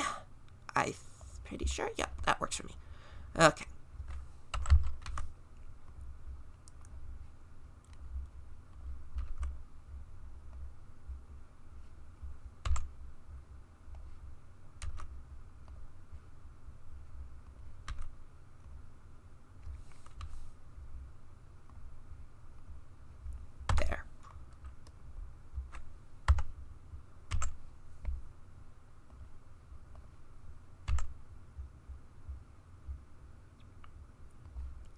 Yeah, I'm going to need to really rework the mesh on that, but it doesn't matter because this is all just temporary anyways.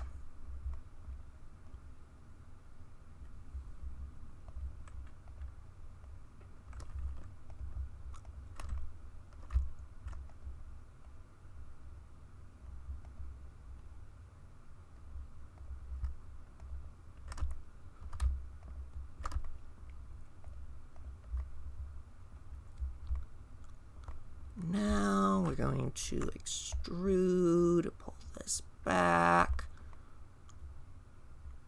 I'm going to do F for a face.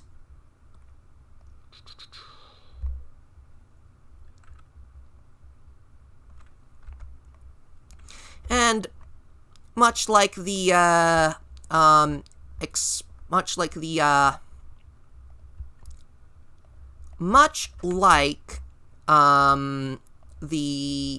like Galeno, where I had to go in and I had to break up all the meshes, I'm gonna have to come in here and do that for this too, because yeah, it's gonna need it just for the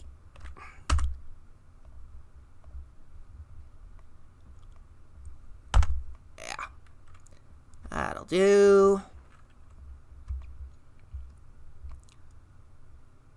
Got a little bit of the cobblestone breaking through there, but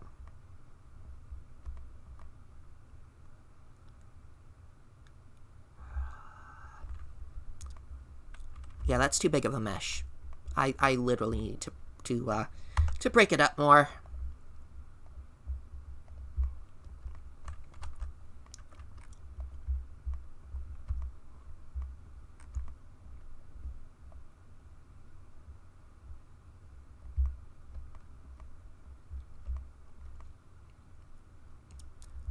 Okay.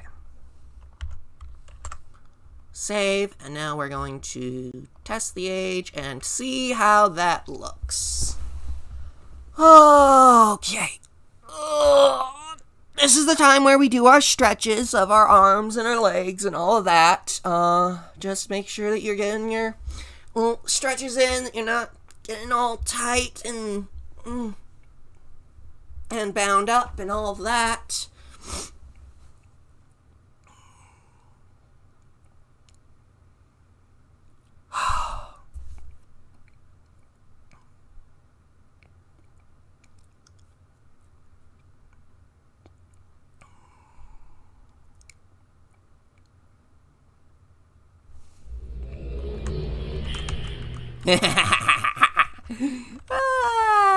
I like that. That's good. I like that. Okay.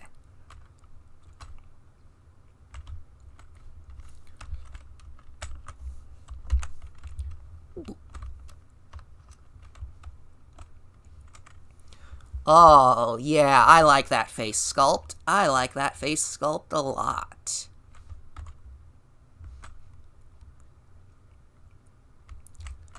It's got the right amount of menacing to it.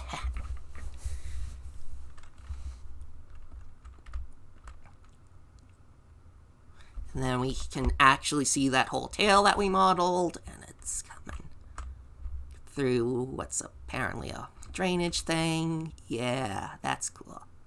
That's nifty and cool.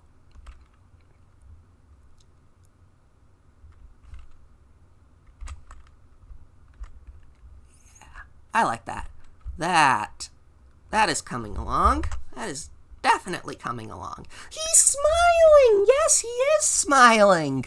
Although that's not going to be a happy smile for the Great King's enemies. Oh, no, it's not a happy smile for them.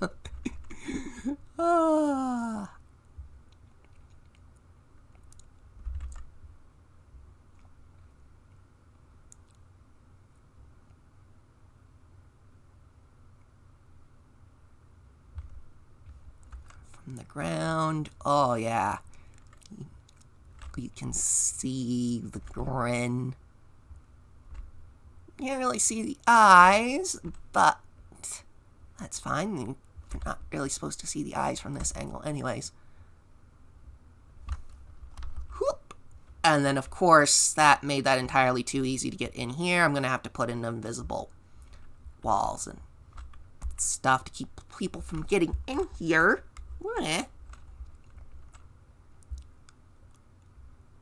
Still.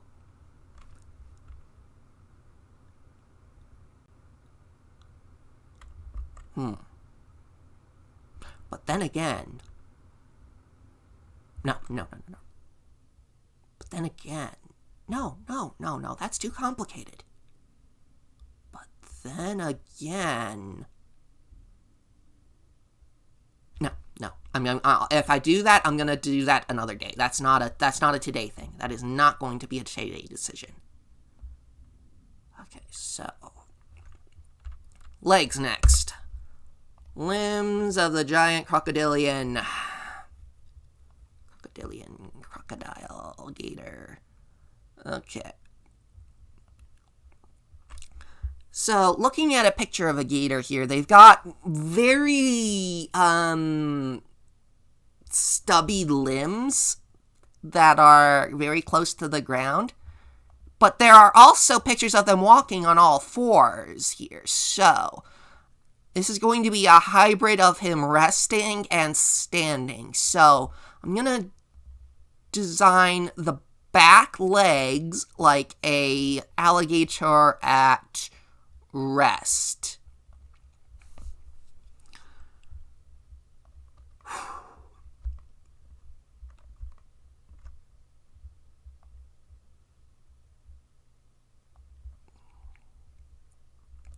Okay. Boop, boop, boop, boop. Okay.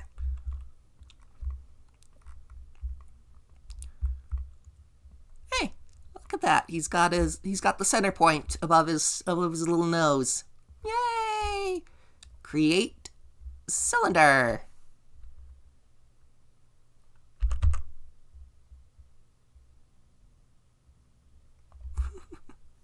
He's got his little leg above his, yeah.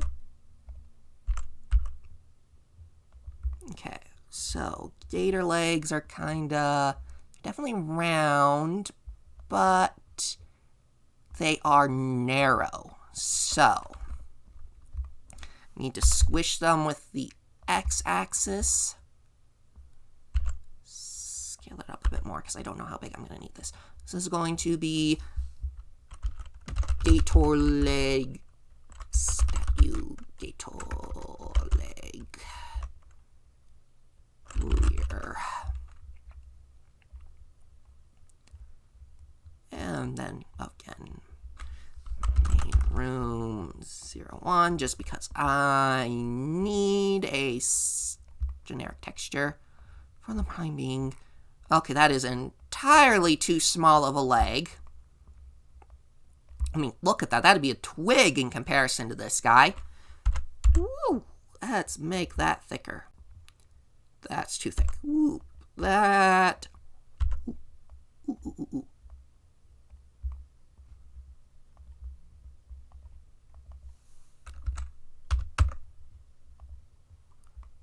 Yeah. That's more like it.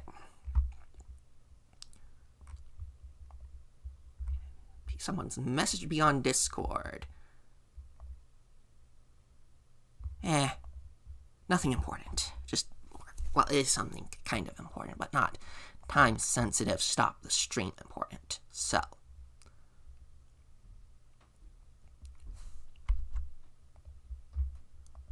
Okay, so the gator limb just kind of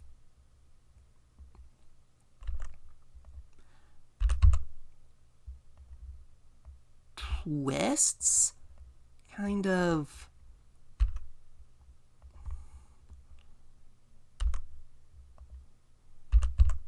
like this, kind of.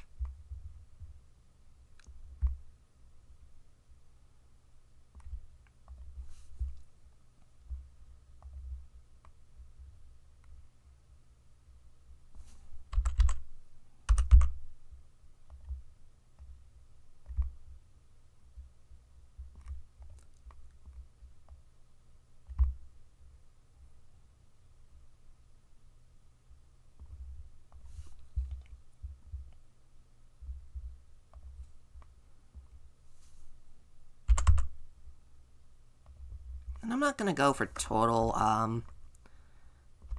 accuracy of anatomy here.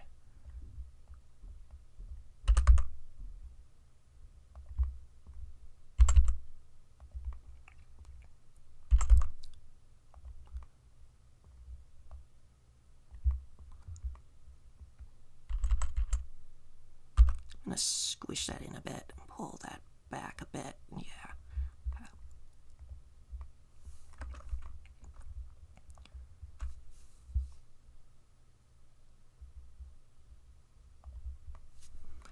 Okay, and I'm gonna tools, knife.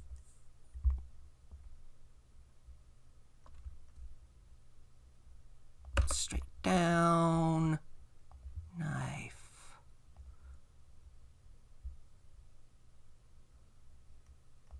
Straight down, a little crooked though.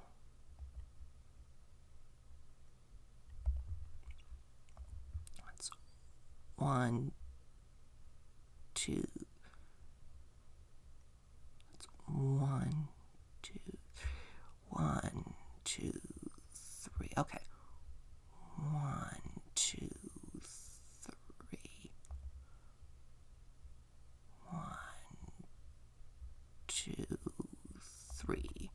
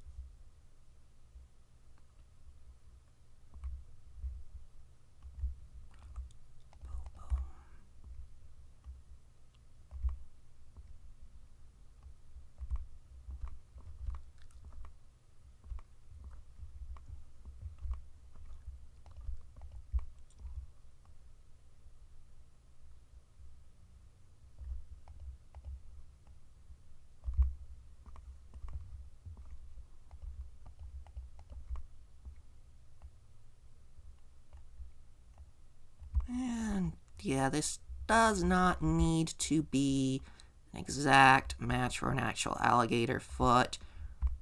Yeah, because this is all...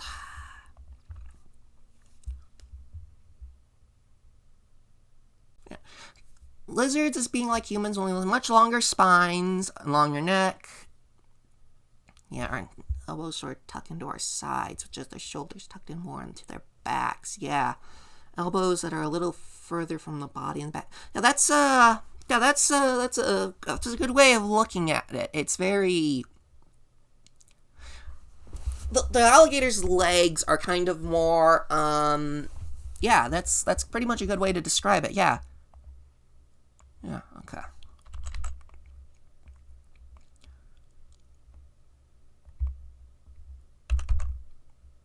Okay, I'm gonna just...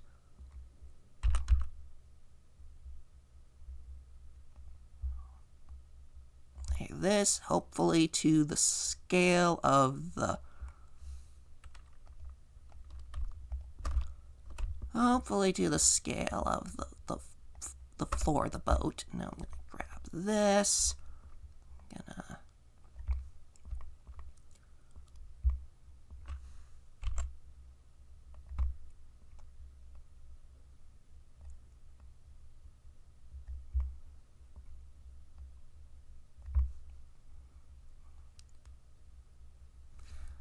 And then if I delete those faces, okay. Now we have...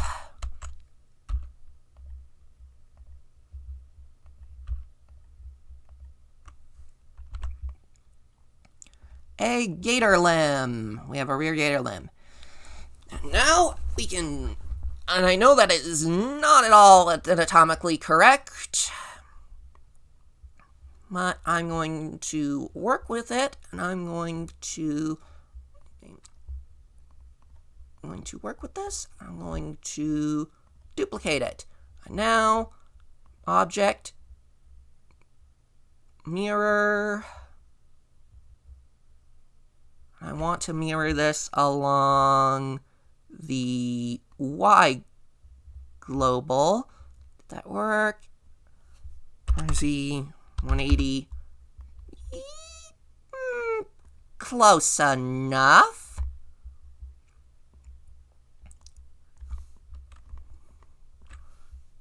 RY, let's get that in there. RX, let's lower that down.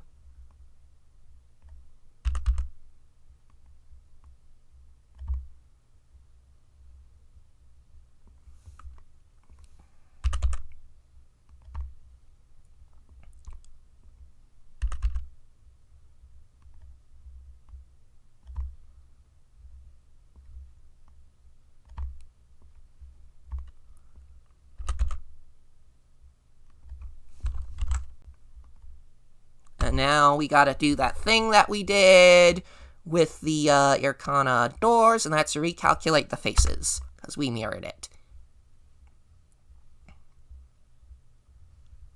Now we've got two rear legs.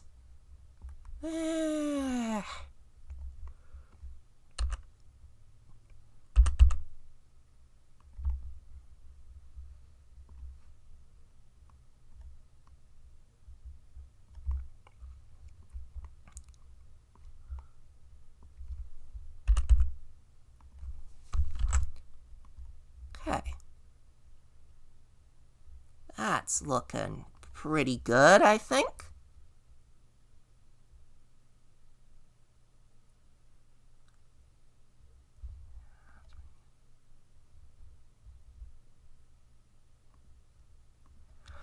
Okay. Now we just gotta kind of repeat that process for our front leg. But first things first, I need to rename our legs. Leg rear right. And leg rear left.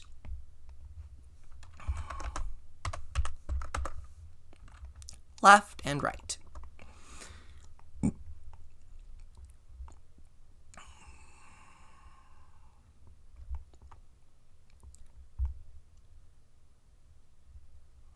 question, and now I really need to actually focus on the anatomy of this guy a bit.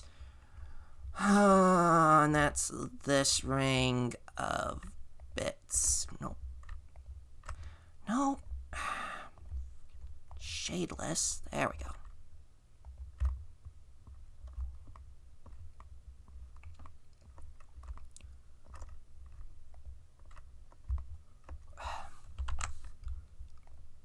Come on. I'm holding the control key. There we go.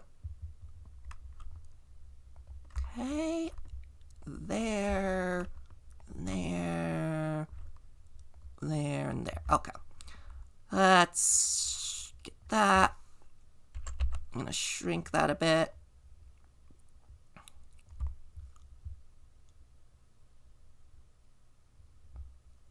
And I'm going to scale that inwards a bit because the gator has a big wide belly. I'm going to scale that inwards a bit.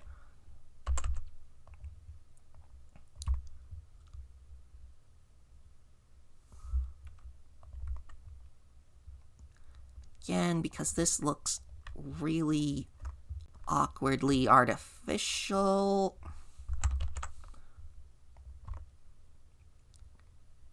Let's pull that up. Pull that up. Pull that up.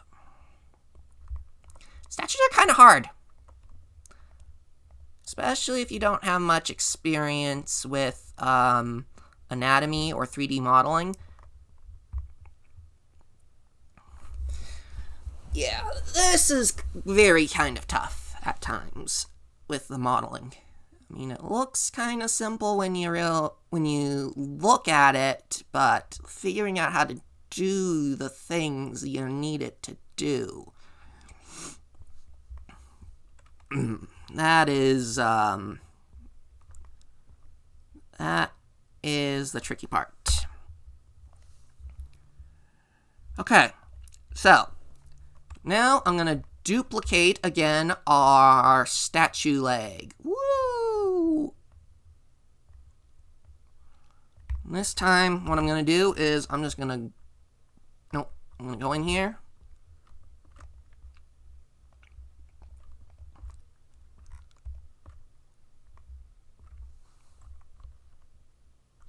I am just gonna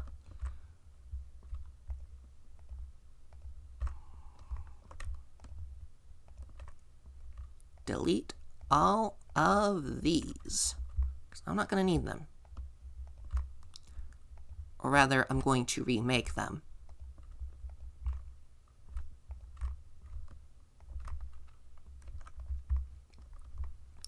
Yay, now we have a foot.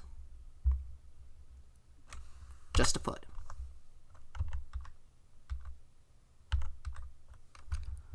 Just a foot.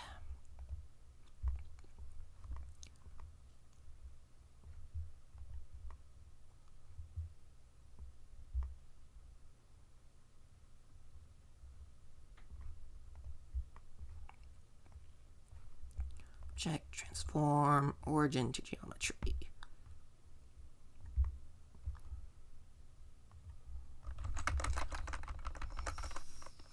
Front legs.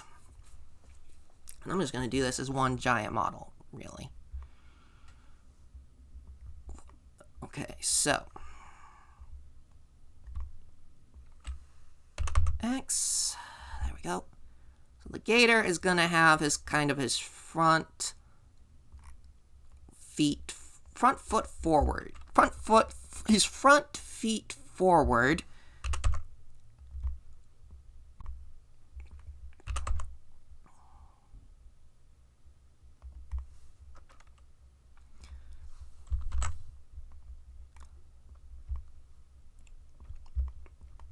Because he's itching and raring to get out of the boat. So, tab, tools,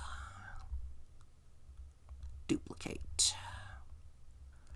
Now I need to mesh, mirror,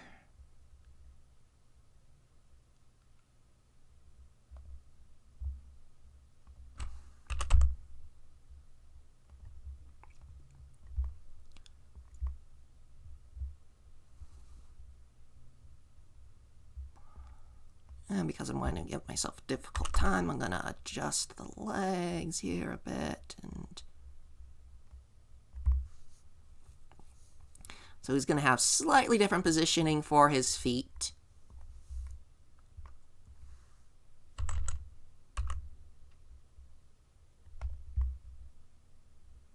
And then also, because I like to give myself trouble,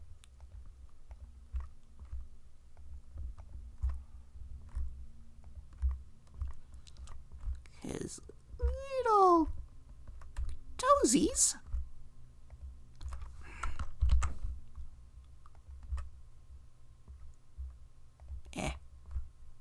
Little toesies are gonna drop down a bit because he's got his feet over the legs.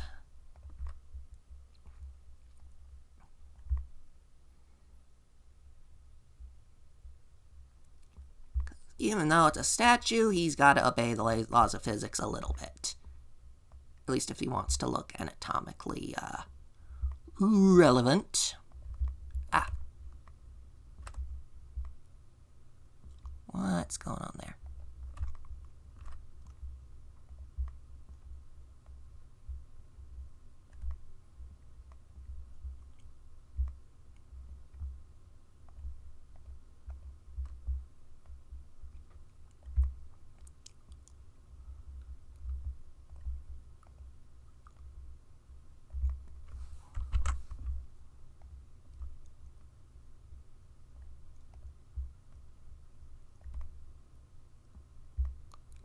Yeah, doesn't have to be perfect.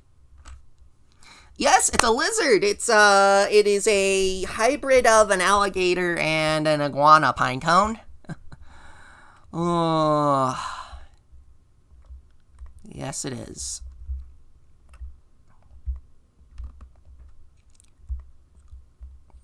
Lower his foot to see down here. Lower his toesy here.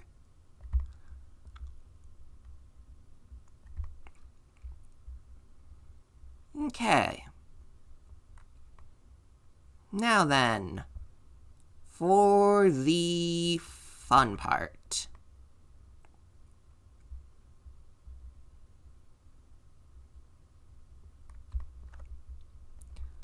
I'm gonna select all of these ring edges here. And I'm gonna adjust it slightly in this direction.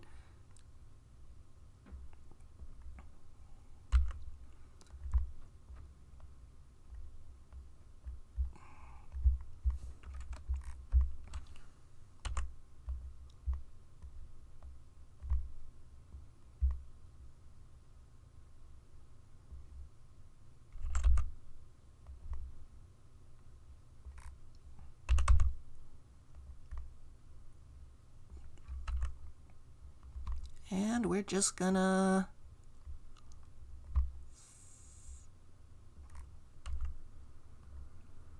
and we're just gonna adjust this until we have it clipping into the statue in a place that looks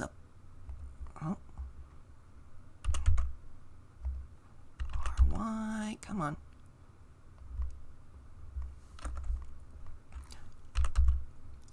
The direction. Twist it that way. Yeah, there we go. Now that's in there properly. But I'm gonna raise it up.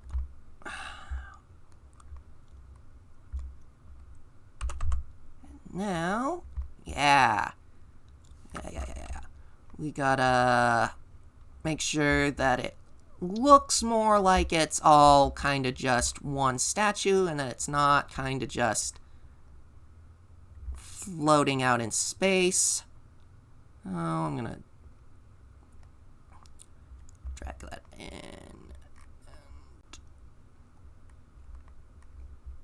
deal with the consequences of that action by pulling this back just a smidge. Okay. That is our right leg taken care of. Ugh. Now then, we've got to do the same process on the left leg. And because I made this all one mesh, I gotta... Come on. Select. Nope, not the frame I wanted. Select. Select. There we go.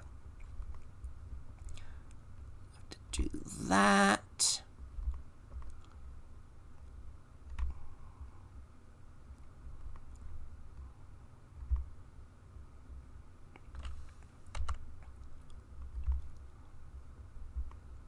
I gotta scale that. Like that again.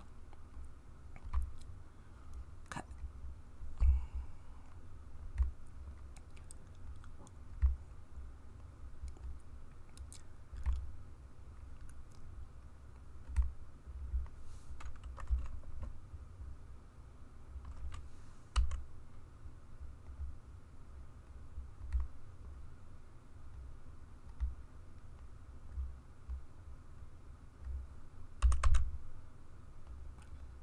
Okay.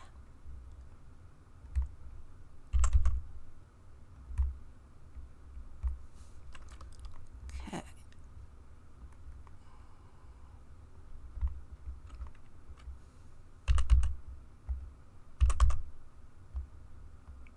Let's get that up there like that.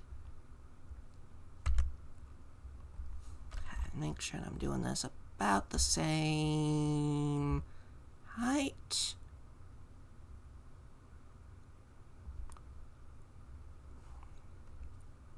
Yeah, that works.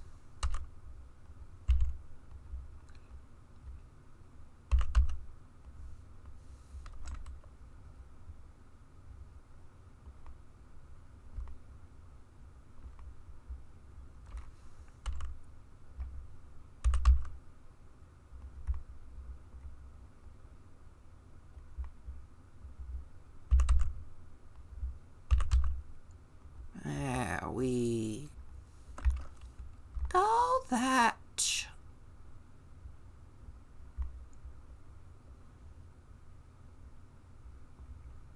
That looks atrocious of a shoulder. Let's put that, scale that. Yeah, okay, that'll do. Okay.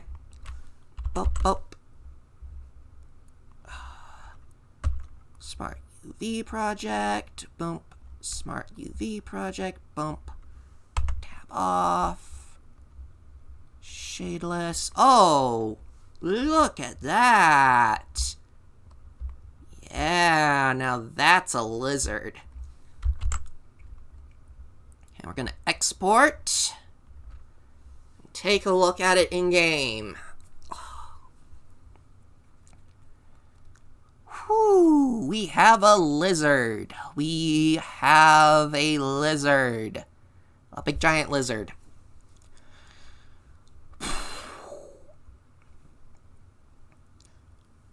Ah, stretchy, stretchy, stretchy, stretchy. Ah.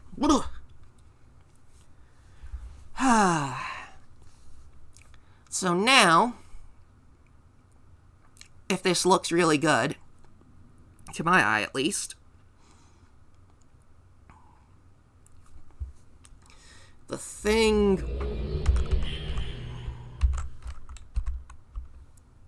we need to do next is build the king on top. Oh, the toe's hanging off the... Oh, hold on.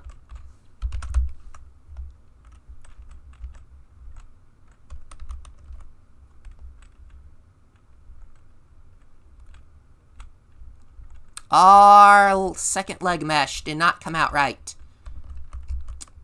Because I mirrored it.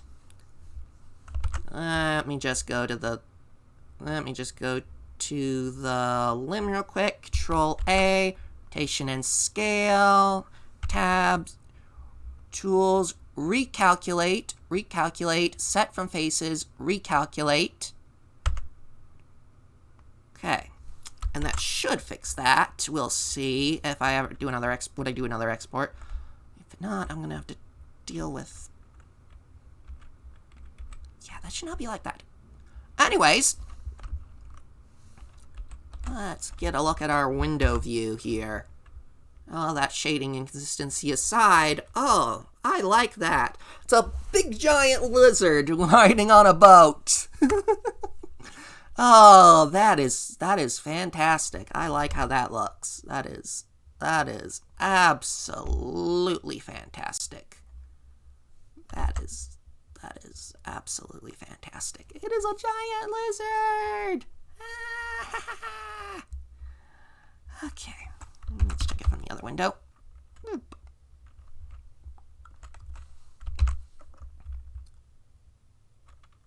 Oh yeah. Oh yeah. That's a lizard.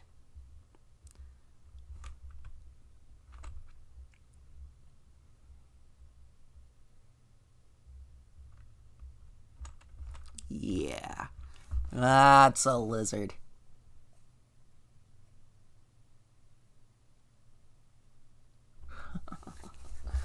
Ah. Okay. Now for the Denny King. I hate doing humanoids. Humanoid statues are always so,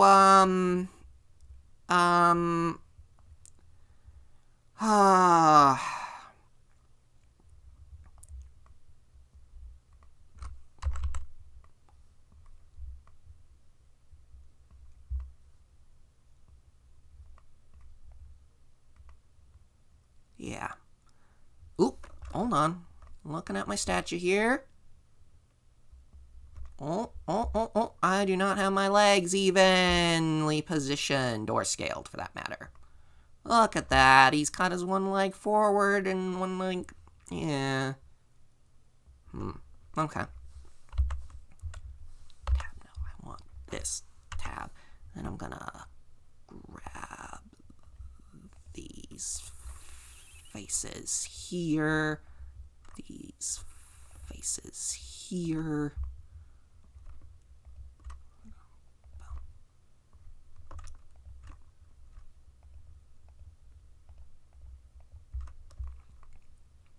Now let's pull that back, pull that down a bit. Yeah, it's a little weird, but it's not the most jank thing ever.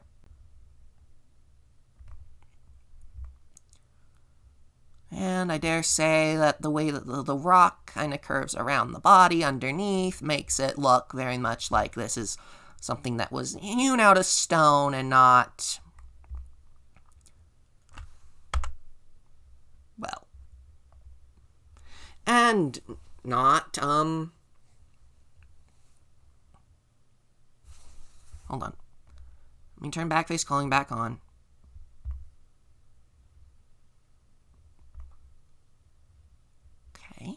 Looked correct. Okay. Okay. Human rider.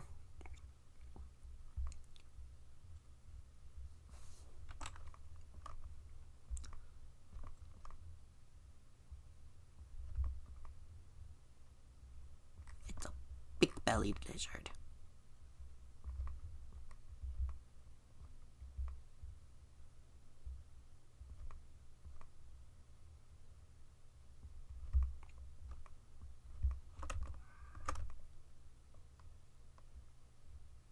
Do I really want to adjust that?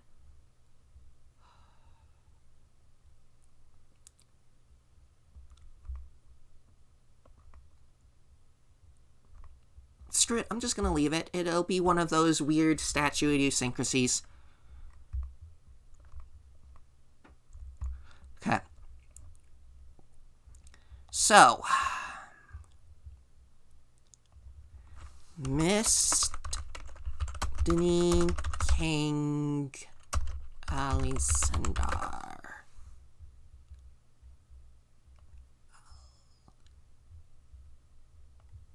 Sendar, not Alisandar.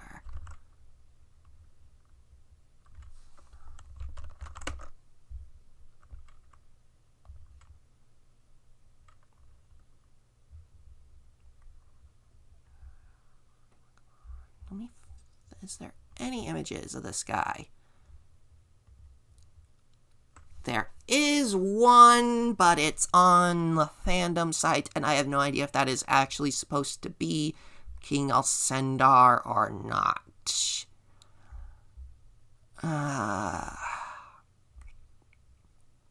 Okay. Okay. I think I know instead what I'm going to do here.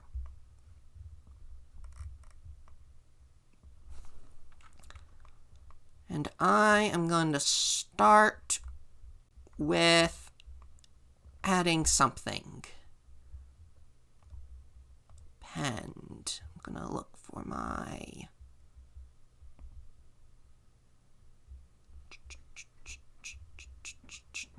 Dylan import, object.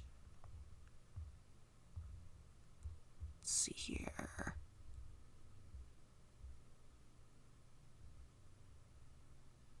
What is it called again?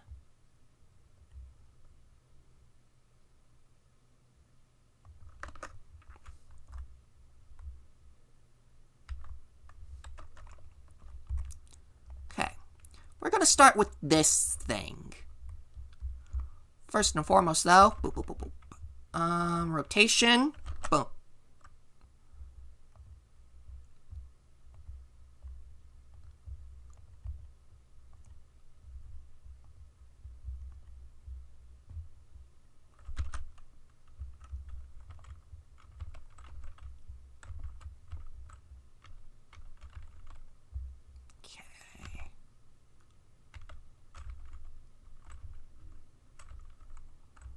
How do I... Quaternia? No.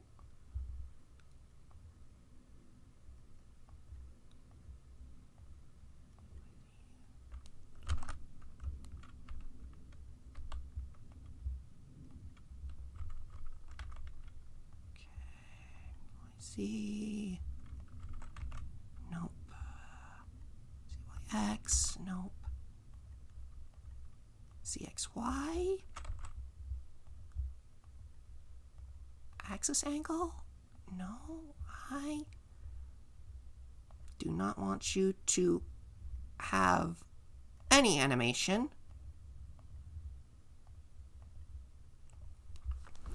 Now, how do I get rid of the animation on this dang thing?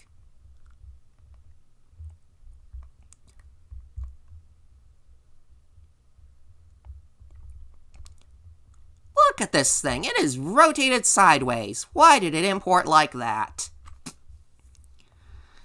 Come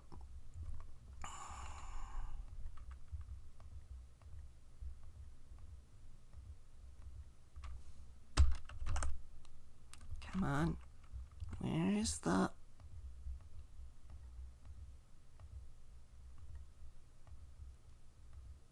Do I... Come on, let me find the dang thing that has the...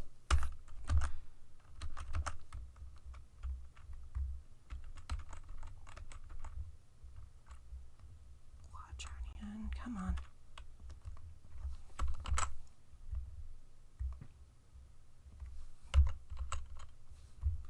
Calculate. Come on.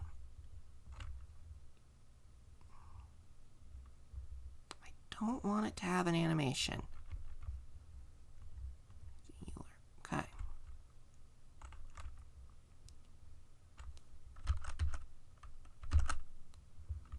Okay, so where's the rest of its animation values? Got rid of one, but don't. Come on.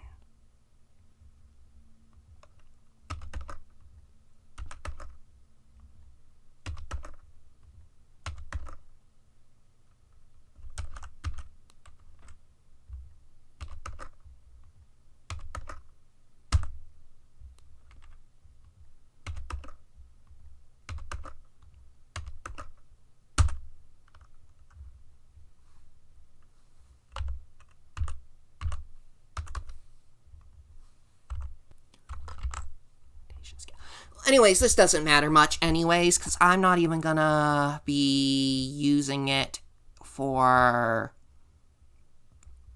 the actual statue. I just need a reference object.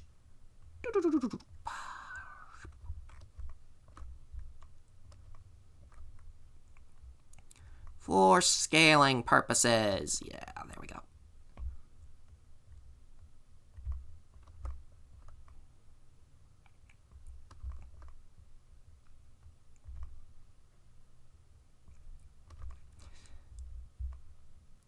Okay. It's actually pretty close in scale to what I want it to be. Neato. Okay.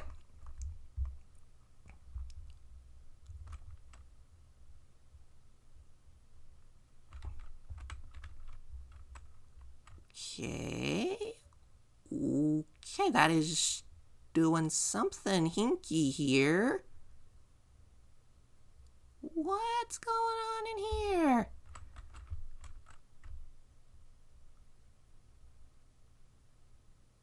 Why are you spinning? Ah. Okay, whatever. I'm just using it as a reference. So, let's build a cube. Statue Rider King.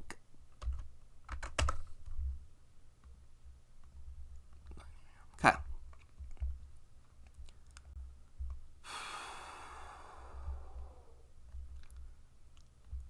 First and foremost, let's get this up here.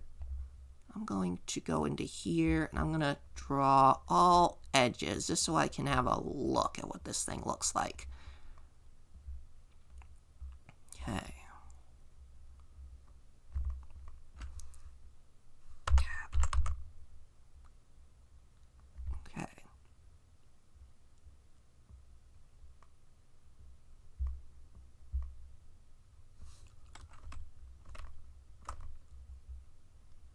Oh yeah, look at that. That just has all the sides in it that they just built another mesh on top of. That's handy reference to know. Yeah, okay. I know how to do this now. Okay.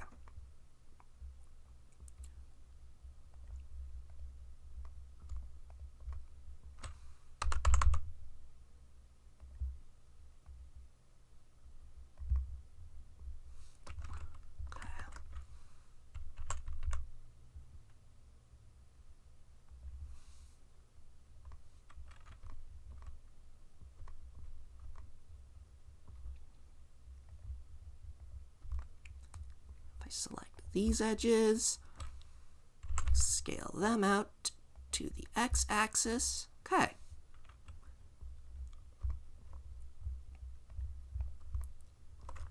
Now, can scale them down here.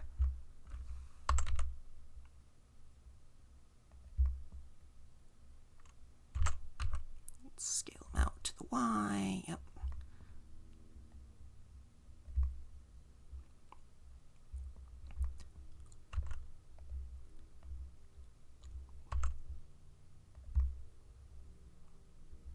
Out. Ooh. And then scale it out. Okay. So for the moment,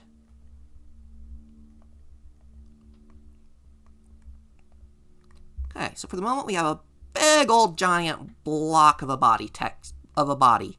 Looks a lot like Kareth's arch, actually, now that I look at it. Look at that. That's got like the arch in the middle. Cyan loves that motif, apparently. Does not matter, though. Okay. Okay. I'm going to extrude this down. Select just that one. Extrude that down. Extrude that out. Oop, nope. I want to make sure I do it on both sides.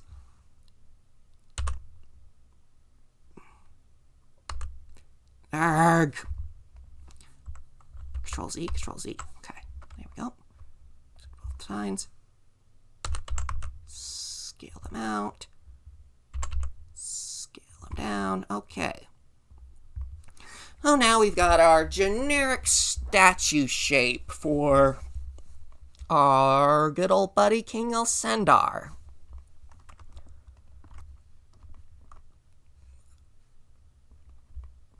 Now, I'm not going to leave him a block. I'm just getting the generic proportions of this right.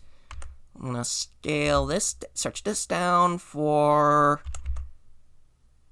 his robes. And then I think this is the point where I'm going to have to figure out where a saddle comes in later, but at the moment, I'm going to stretch his legs out, sit them forward a bit, yeah.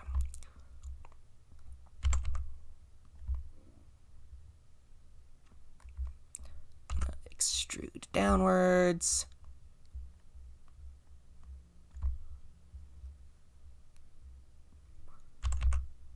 Stretch them out to the sides.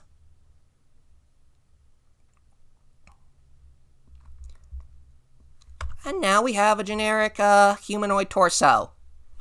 Hey! Ugh!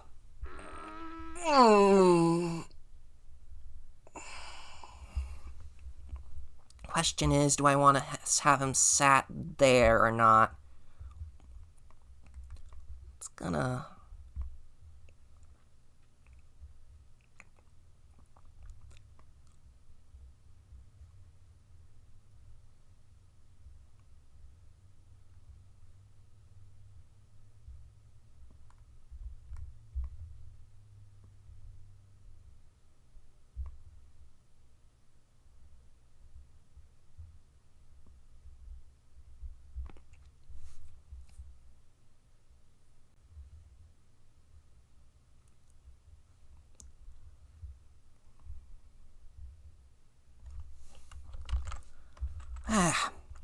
For the moment, that will do. Okay. I'm going to select these back planes here. Pull them out. I'm going to select the front planes here. Pull them out. Oh, we've got a little more three-dimensionality to our statue.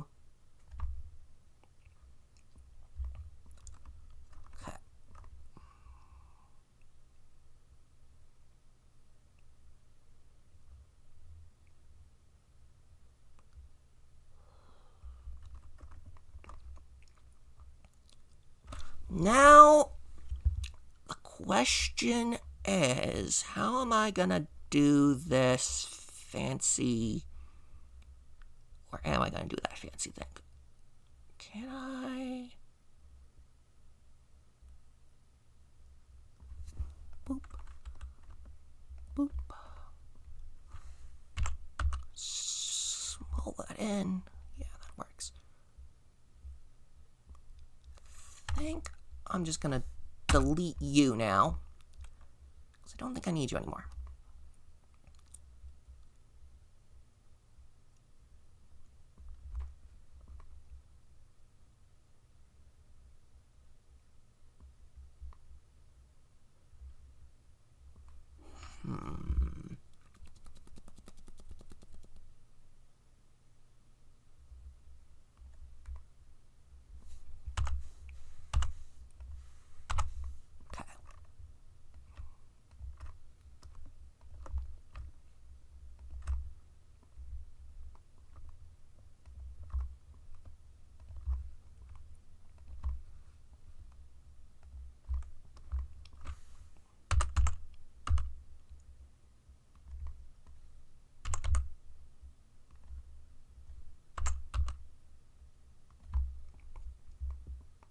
Okay. I'm going to scale it down by Z. Okay, now we've got a big ol' belt. Yes, we have a belt.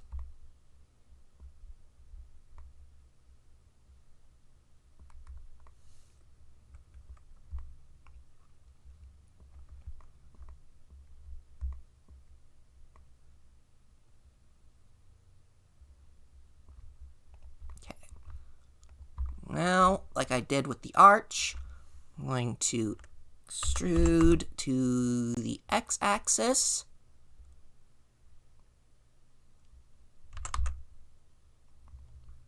I'm going to bring those upwards. And these aren't his shoulders, but rather the shoulder armor, so...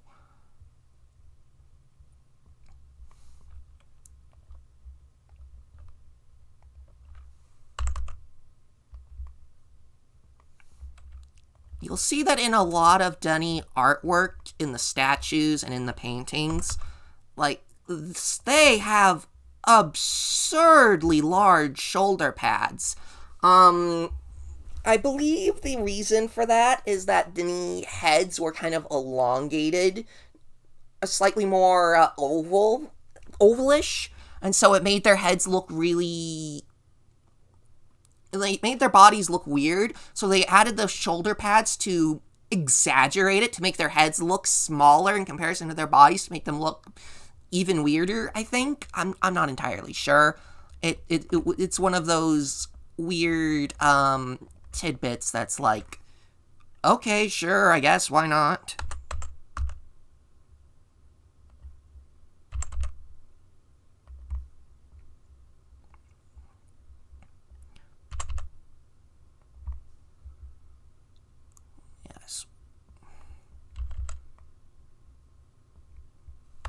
Going to set this to... Oop.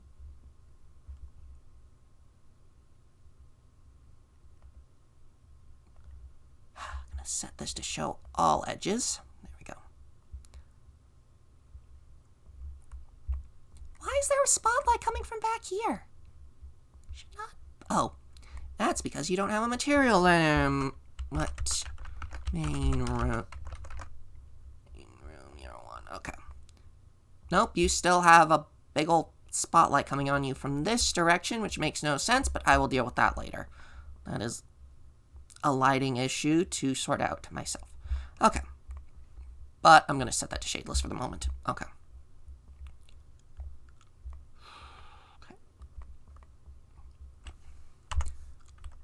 We have this bit that I'm going to just select all these faces.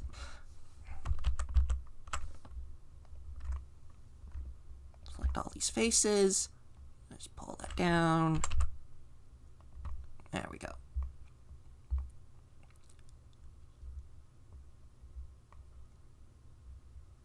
Okay.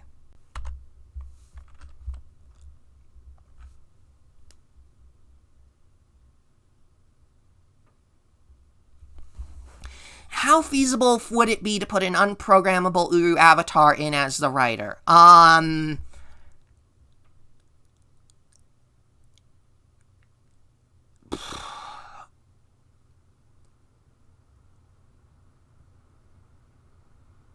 I would need to import in an avatar page, but avatars are really, really complicated. Avatars are super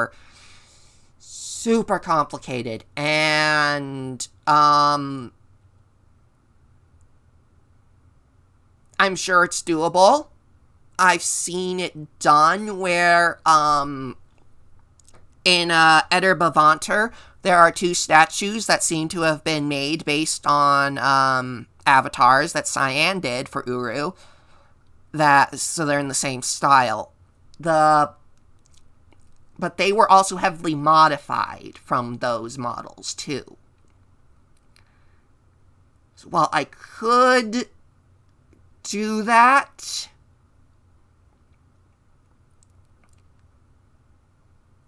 I do not like messing with avatars. So I'm not gonna do that. Just because I don't like messing with avatars, and avatars are complicated beasts when it comes to the programming.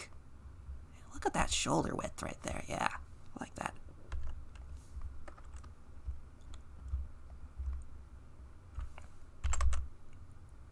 Stretch that out a bit more.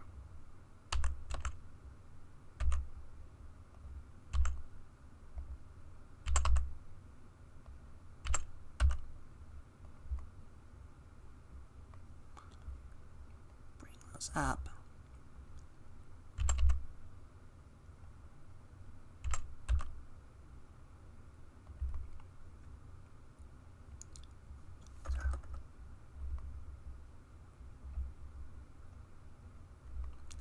He's the Great King, so he's got to have big, giant pauldrons.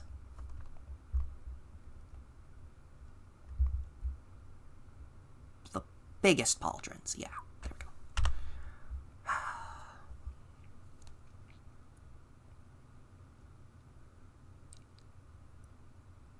Problem is that if I reuse the existing meshes, I then have to pose them, and I suck at posing meshes and then exporting them, and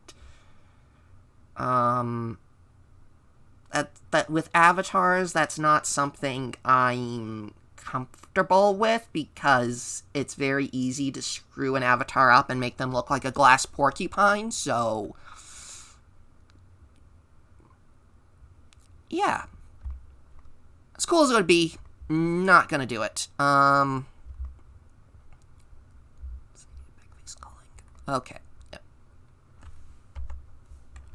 Boop. Boop. Let's bring those out a bit. Tab.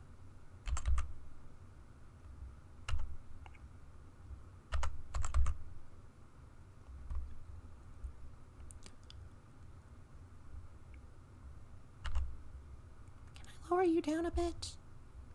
Yeah, I can. I just want to make sure I have a saddle under you. Okay. Before I finish doing anything with that, I want to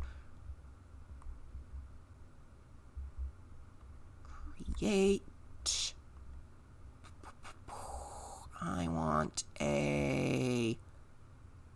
another plane. This is going to be statue saddle.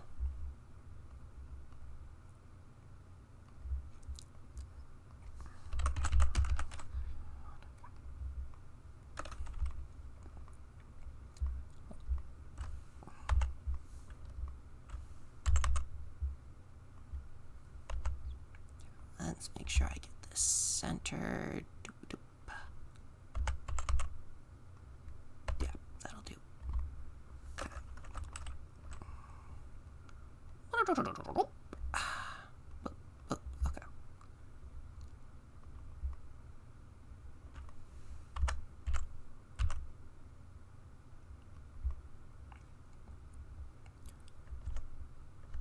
Okay, I'm going to select this edge. And I'm going to select this edge.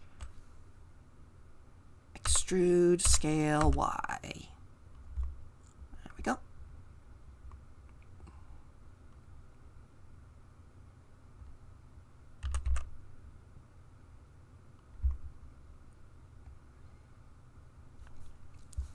Extrude, scale, Y.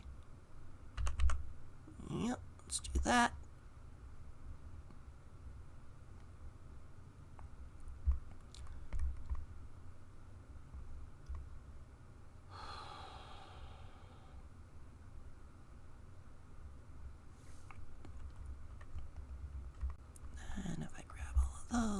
that. Extrude down. Scale the x-axis. Scale the y-axis. Rx to rotate it and bring it down.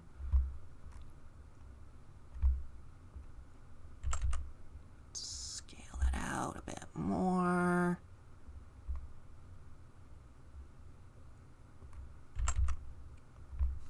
Okay, that's looking a bit like a saddle, ain't it?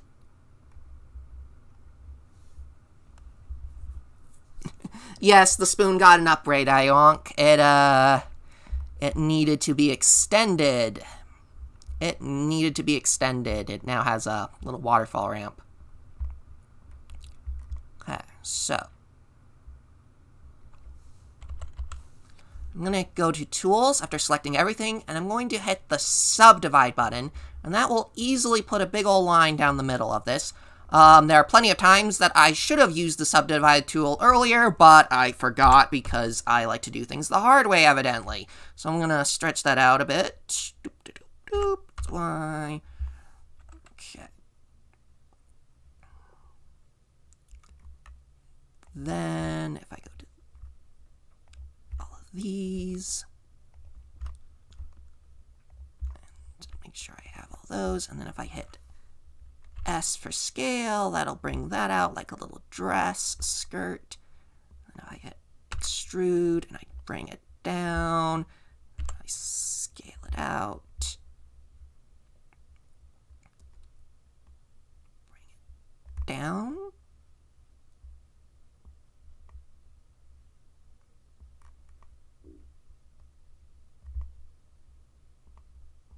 Scale it out to X and then extrude and scale it inwards, and then I drop it down.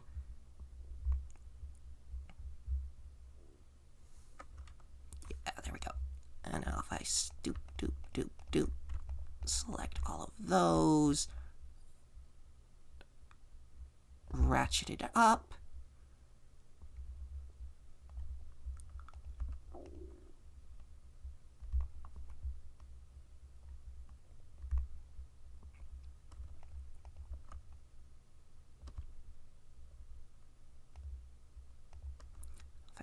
Back and pull that up, and now it looks like it has room for 2 people at the very least. Two people, although it's not going to have 2 people on it, but it looks like it could. And then I'll pull that up a bit more. Okay.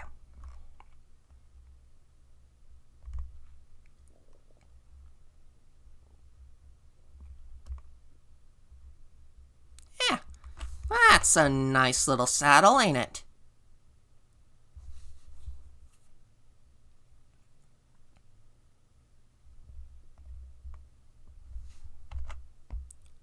Okay.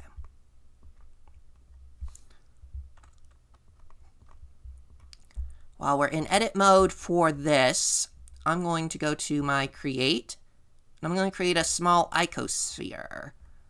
And now this is already part of the mesh that we just made. And I'm just gonna settle it right about there. Yeah, settle it right about there. No, hold on.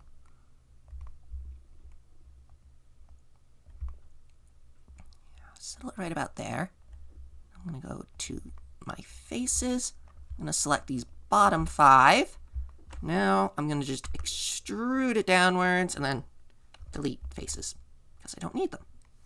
And now what we have here is one of those stirrup things that the reins wrap around.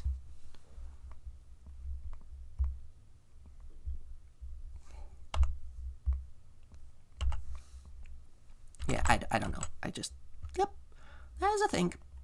VMap.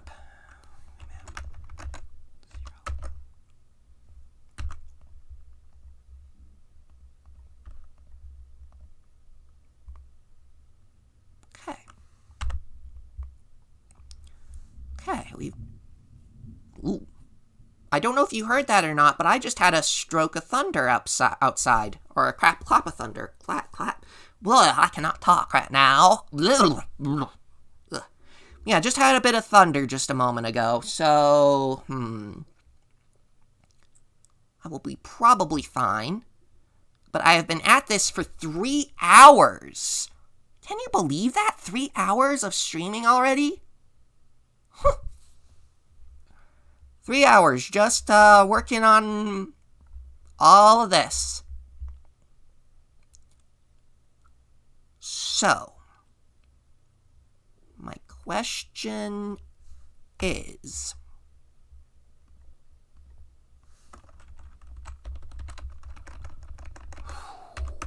do I want to call it here for the day, or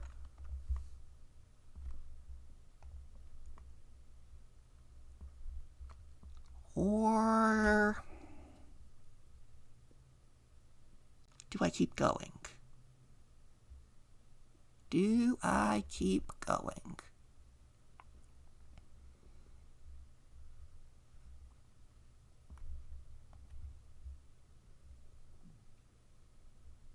You can hear it, or you can talk again. Either of which is good news, either way.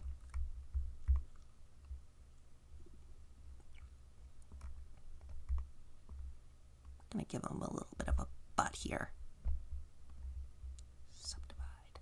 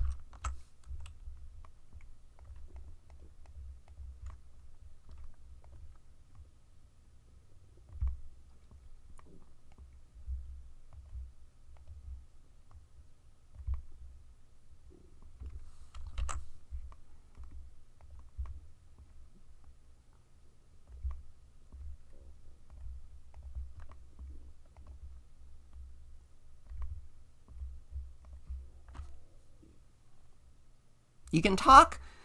But you can talk again. Yay! That's good to hear. That is great to hear. That is fantastic to hear.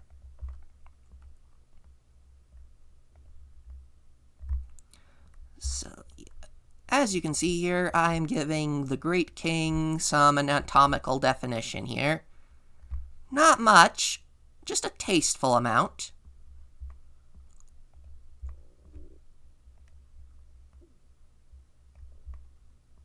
Just a tasteful amount to kind of merge him into the statue better.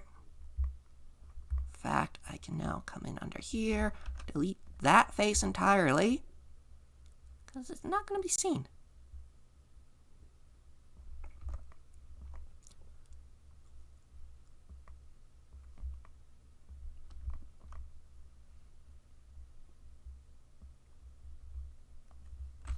Yes, even kings have butts. And this is the great king. He should have the greatest butt of all, perhaps, some would say. But the artist was being very respectful for the great king's position. Okay. So, I'm going to select all of these faces here. And I'm gonna pull it. Oop, nope, I don't want to select you, and you. I want to pull this back a bit.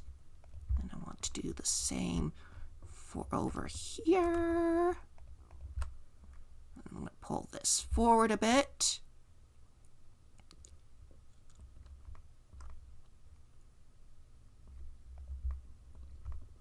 And if I pull his stomach forward a bit more.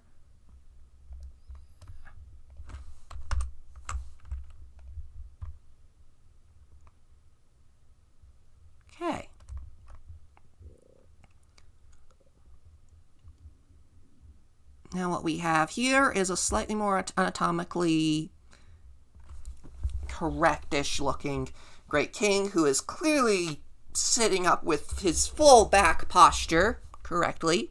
See the curve?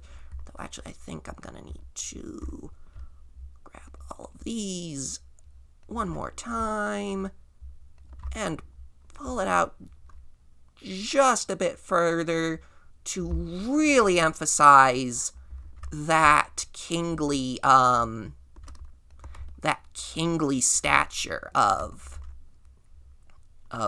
having a strong upper body with the wide shoulders and the powerful stature. We want a king that's going to be looking like he is dressed for war, and the arch is the greatest pair of flared trousers. Yeah. And Yen does wish like he could be like the kings of old in so many ways. Indeed. So I'm only giving him slight muscle definition of his butt and his pelvic region because he's going to be wearing, because the implication is he's wearing armor. He's going to be wearing a structure of armor that is,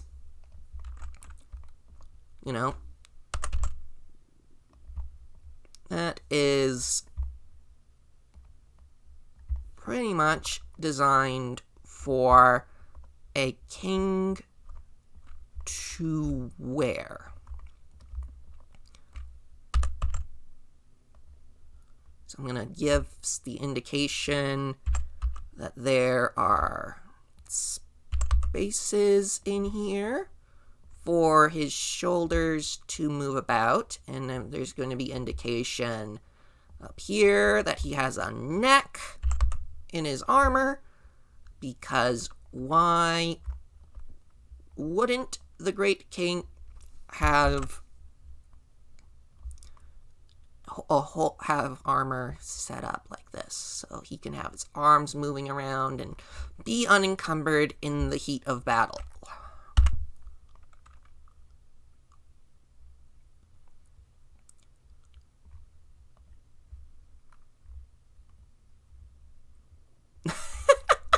Thank you for the picture, Iwonk. Hold on a second. I need to I need to share this on stream with you guys, because Iwonk has sent me a lovely picture just now. Yep.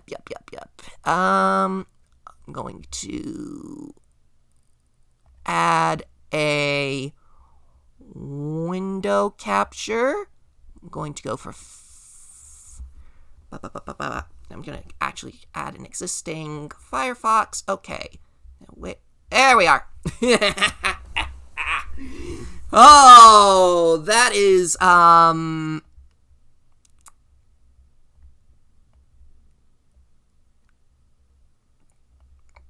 yeah, that is, that is, that is gloriously, where did I put the, I moved the wrong thing. There we go. Now we can see chat on there. Okay, yeah, the greatest pair of flared trousers ever. I cannot disagree. That is super amazing. And the file name is Disco Atris, by the way. That is, I love that. That is glorious. That is absolutely glorious. Oh, that is absolutely fantastic. That is Denisco! Yeah, Denisco. Da. I'm doing double pistol fingers and a wink, and I still have no avatar. I am working on the avatar, by the way. I worked a lot yesterday on breaking up the helmet design so that it can, properly be animated more and all that. Soon I will have an avatar so that you can at least see my facial reactions as I am doing this. because my webcam is not the greatest. It's not. Oop, I hear rain starting to come down. But that is okay.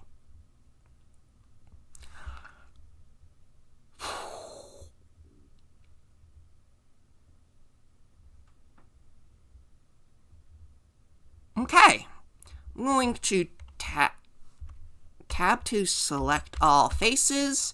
I'm going to smart UV project my mesh there. Okay, I'm going to go to shadeless. Whoop. Make that have smooth shading. Make that have smooth shading. Everything has smooth shading. Okay. We are going to test the age. Yes, Dancing Anna's. She would love this. Love the rain. Although I'm not quite in a desert, but she would enjoy it. Although at the ferocity it sounds like it's coming down, I don't know if she would want to be out there dancing in it. Ooh, some wind too.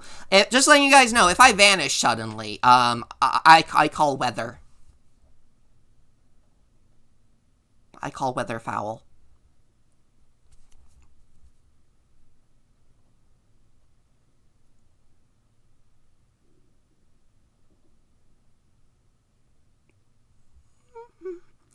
But yeah, so, I suppose, if you're looking at this in terms of...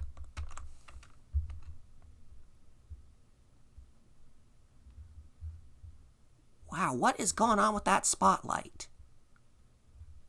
What spotlight is that? But yeah, I suppose if you can, kind of look at this as like a trial run for...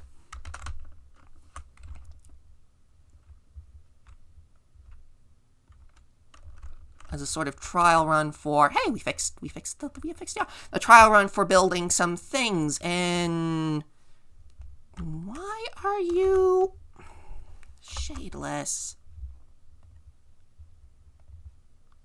Material. You're set to outside lamp like everything else. Set to smooth shading. Control A, rotation and scale. Maybe it just isn't getting the lighting because it's not calculating. Seriously, what lamp is making this bright back here?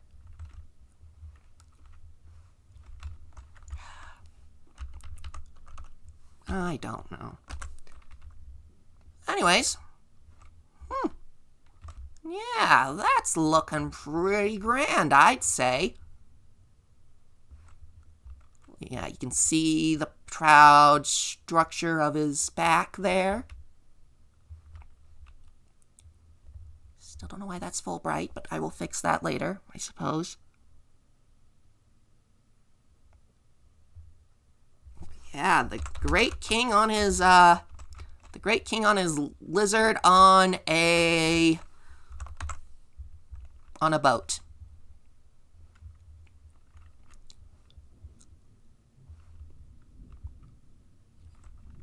Yeah, we can see the shoulders, and we can see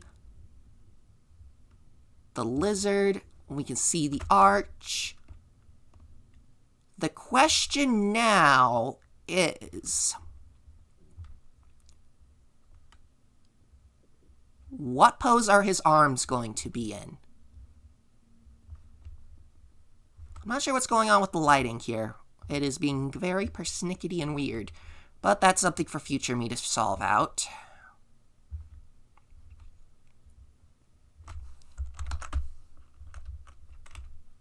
Can't really see the belt all that much, though.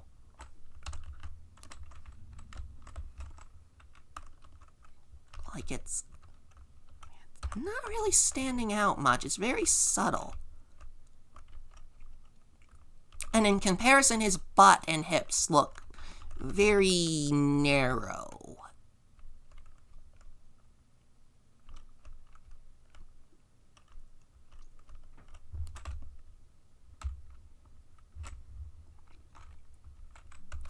Yeah, the belt is very hard to see. It's very subtly there. It's not sticking out as much as the chest armor. I'd like the belt to be more visible.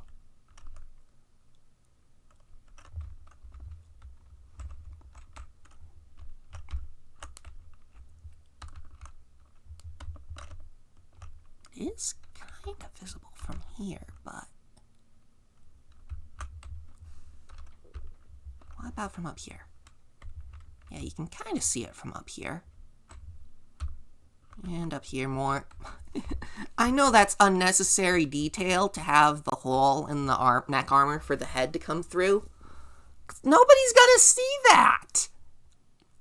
Except if you're up here.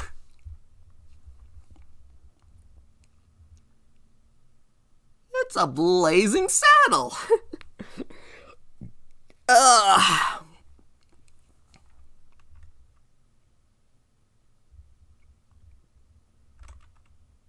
Okay, I'm wondering what is causing that light. Solid, where's up?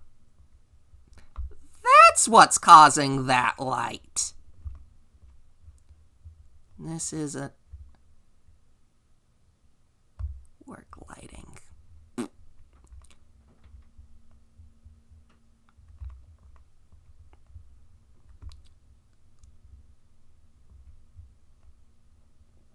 That's what's causing that. Okay.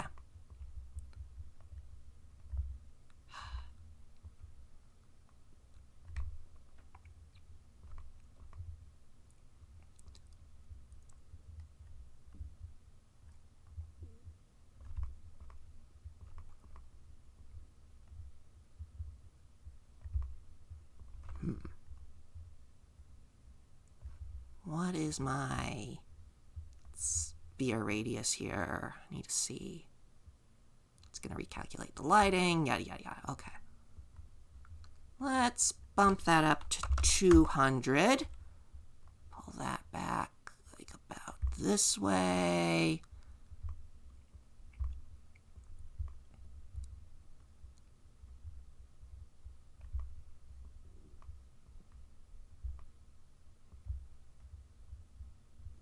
Below, and then we need some ambient lighting from above.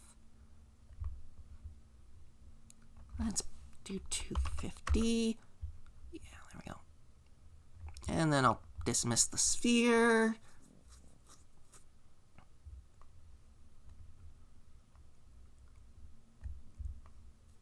Okay, should cover it from the front a bit better. Oh yeah, that'll look much nicer. But it's going to be a butt highlighting butt. Oh, I was still in game. You couldn't even see half of what I was doing. I'm sorry. Oh, I'm so sorry. You couldn't even see what I was doing. Okay, so I've got my lamp here. There was a lamp that was like, this lamp was like right here. That's why we had a big old spotlight back there, because it was highlighting all that. So now I'm gonna move my lamp over about this way. And so this will be like ambient lighting from above. Or rather, the lighting from this, it's going to be ambient lighting from outside, from, like, stuff over this way. So, it's just ambient lighting, but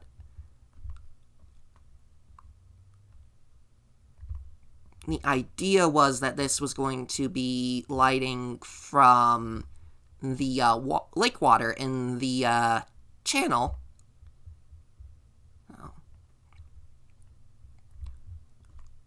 Anyway, so I'm going to duplicate this light, and it's going to sneeze and heeze at me as it makes a new light. I'm going to set this to a reddish hue, and I'm going to drop its render distance down to like 675. Yeah, that'll do.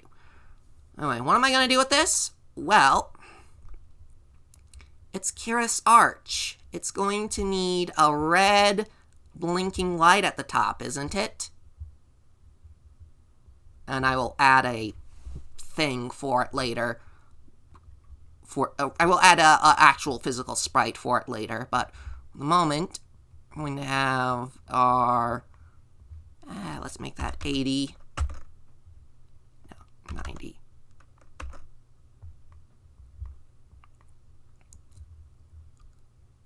Nice. Yeah, we're going to have a backlight here from the arch that'll pulse softly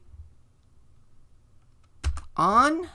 Let's go over the course of 30 seconds. Let's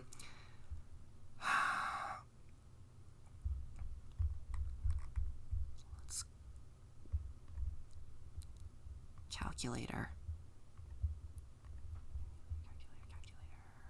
Boop. Oh yeah, there's definitely going to be light sources around it to make it more visible.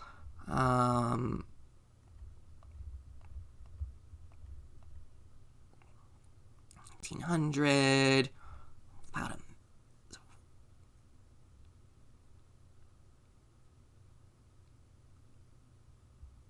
Let's double that. 3600, okay.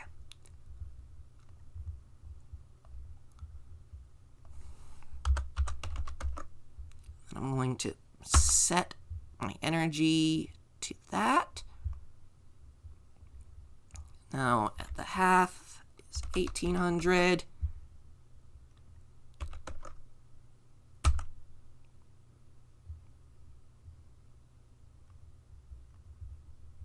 Add an animation, entire animation, yep.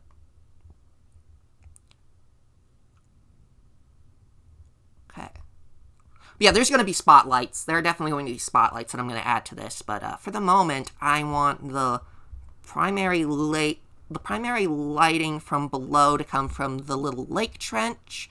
And I want the primary lighting from above to come from Kira's arch up here.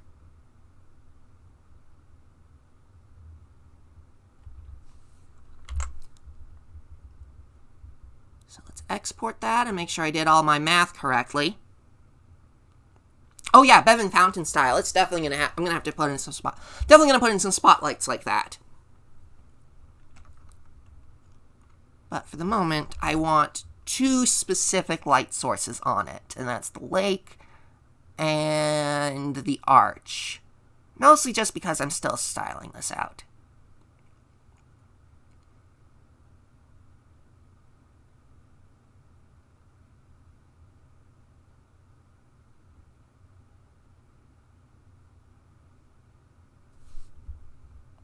Did I make that light real time? Yes, I did.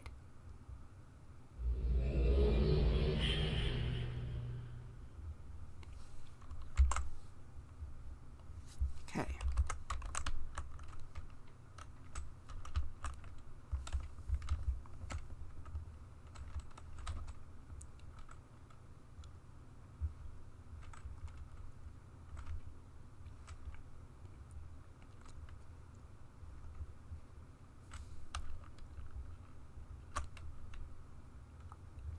Okay. I did not give that any of that real-time lighting. Lighting info, forced real-time lighting. Lighting info, forced real-time lighting. Lighting info, forced real-time lighting. Lighting info, forced real-time lighting. Lighting info, forced real-time lighting. Lighting info, force real-time lighting. Info, force real-time lighting. Lighting info, force real-time lighting. And make sure that's in the right page too. Okay.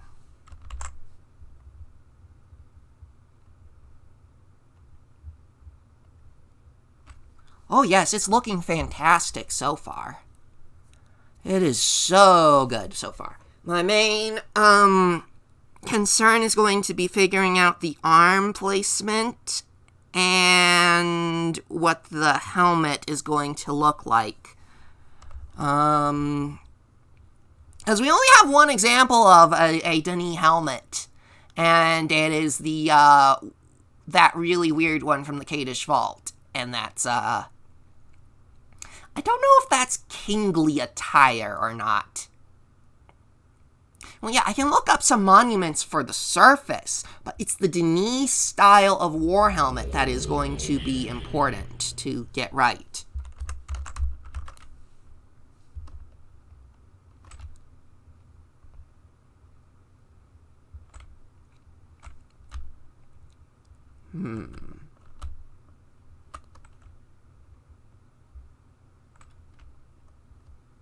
Is it just not having the right radius? It does not seem... Or did I just set it for too slow of an animation, I wonder?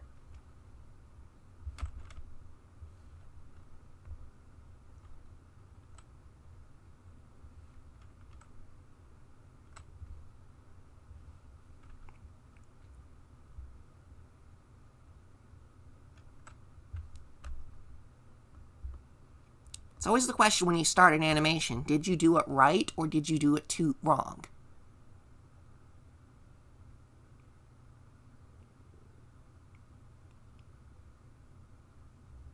I think in this case I did it wrong.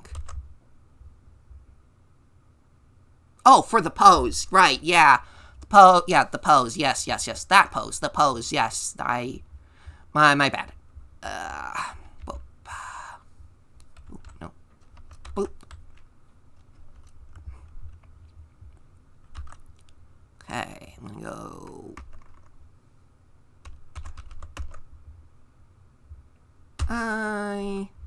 and then 4,500, 0, there we go. That should be a short enough animation. But I'm gonna up the distance to I'm gonna up the distance to, come on, let me edit it. 200. 150. 175.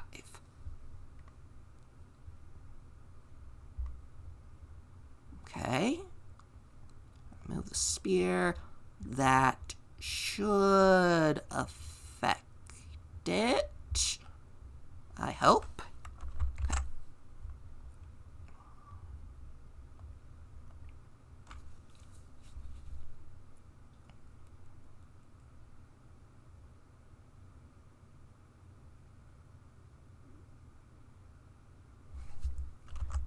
I'm gonna see what I can do about us.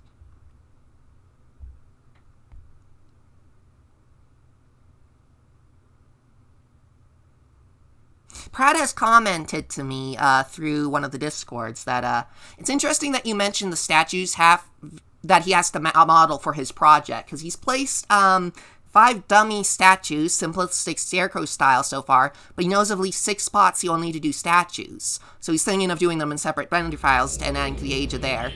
He then comments, the Lizard of Oz. And then he suggests of making a sketch beforehand of the human model, like of the face, to give it some more detail. But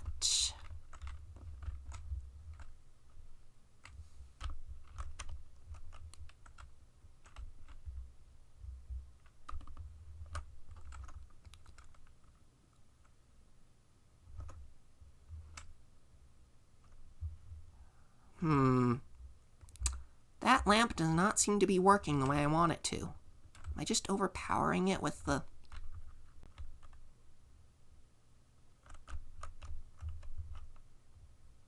Oh! Wait, no.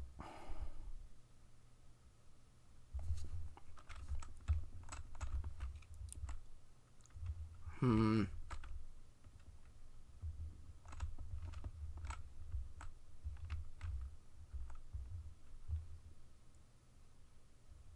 know what? I think I'm just gonna scrap that second light. I don't think I need it.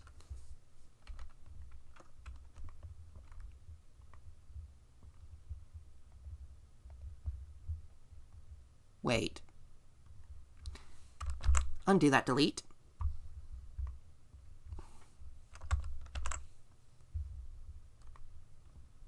What? What? No. Did I not?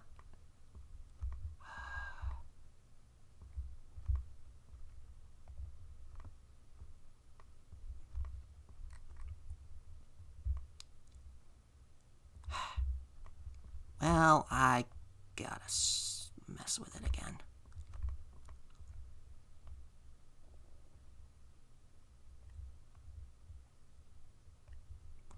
I'm just gonna lift that up into the air. Make that more generically ambient.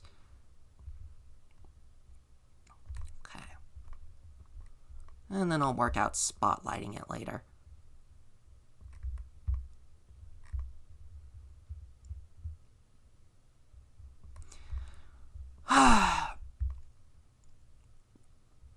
And you know what, guys? I think I am actually going to call it here. I've been doing this for 3.5 hours, and I think my brain is futzing on knowing what to do.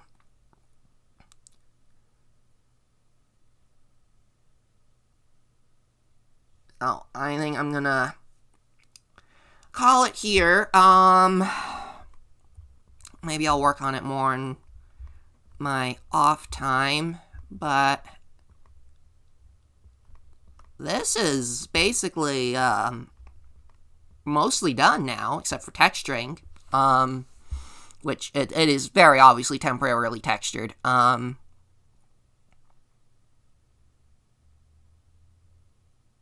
But I'm going to call it here for the day. I'm tired, I need to eat, and thank you for watching, everyone. I hope you had a fantastic time.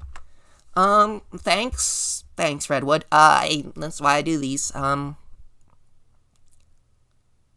yeah, I will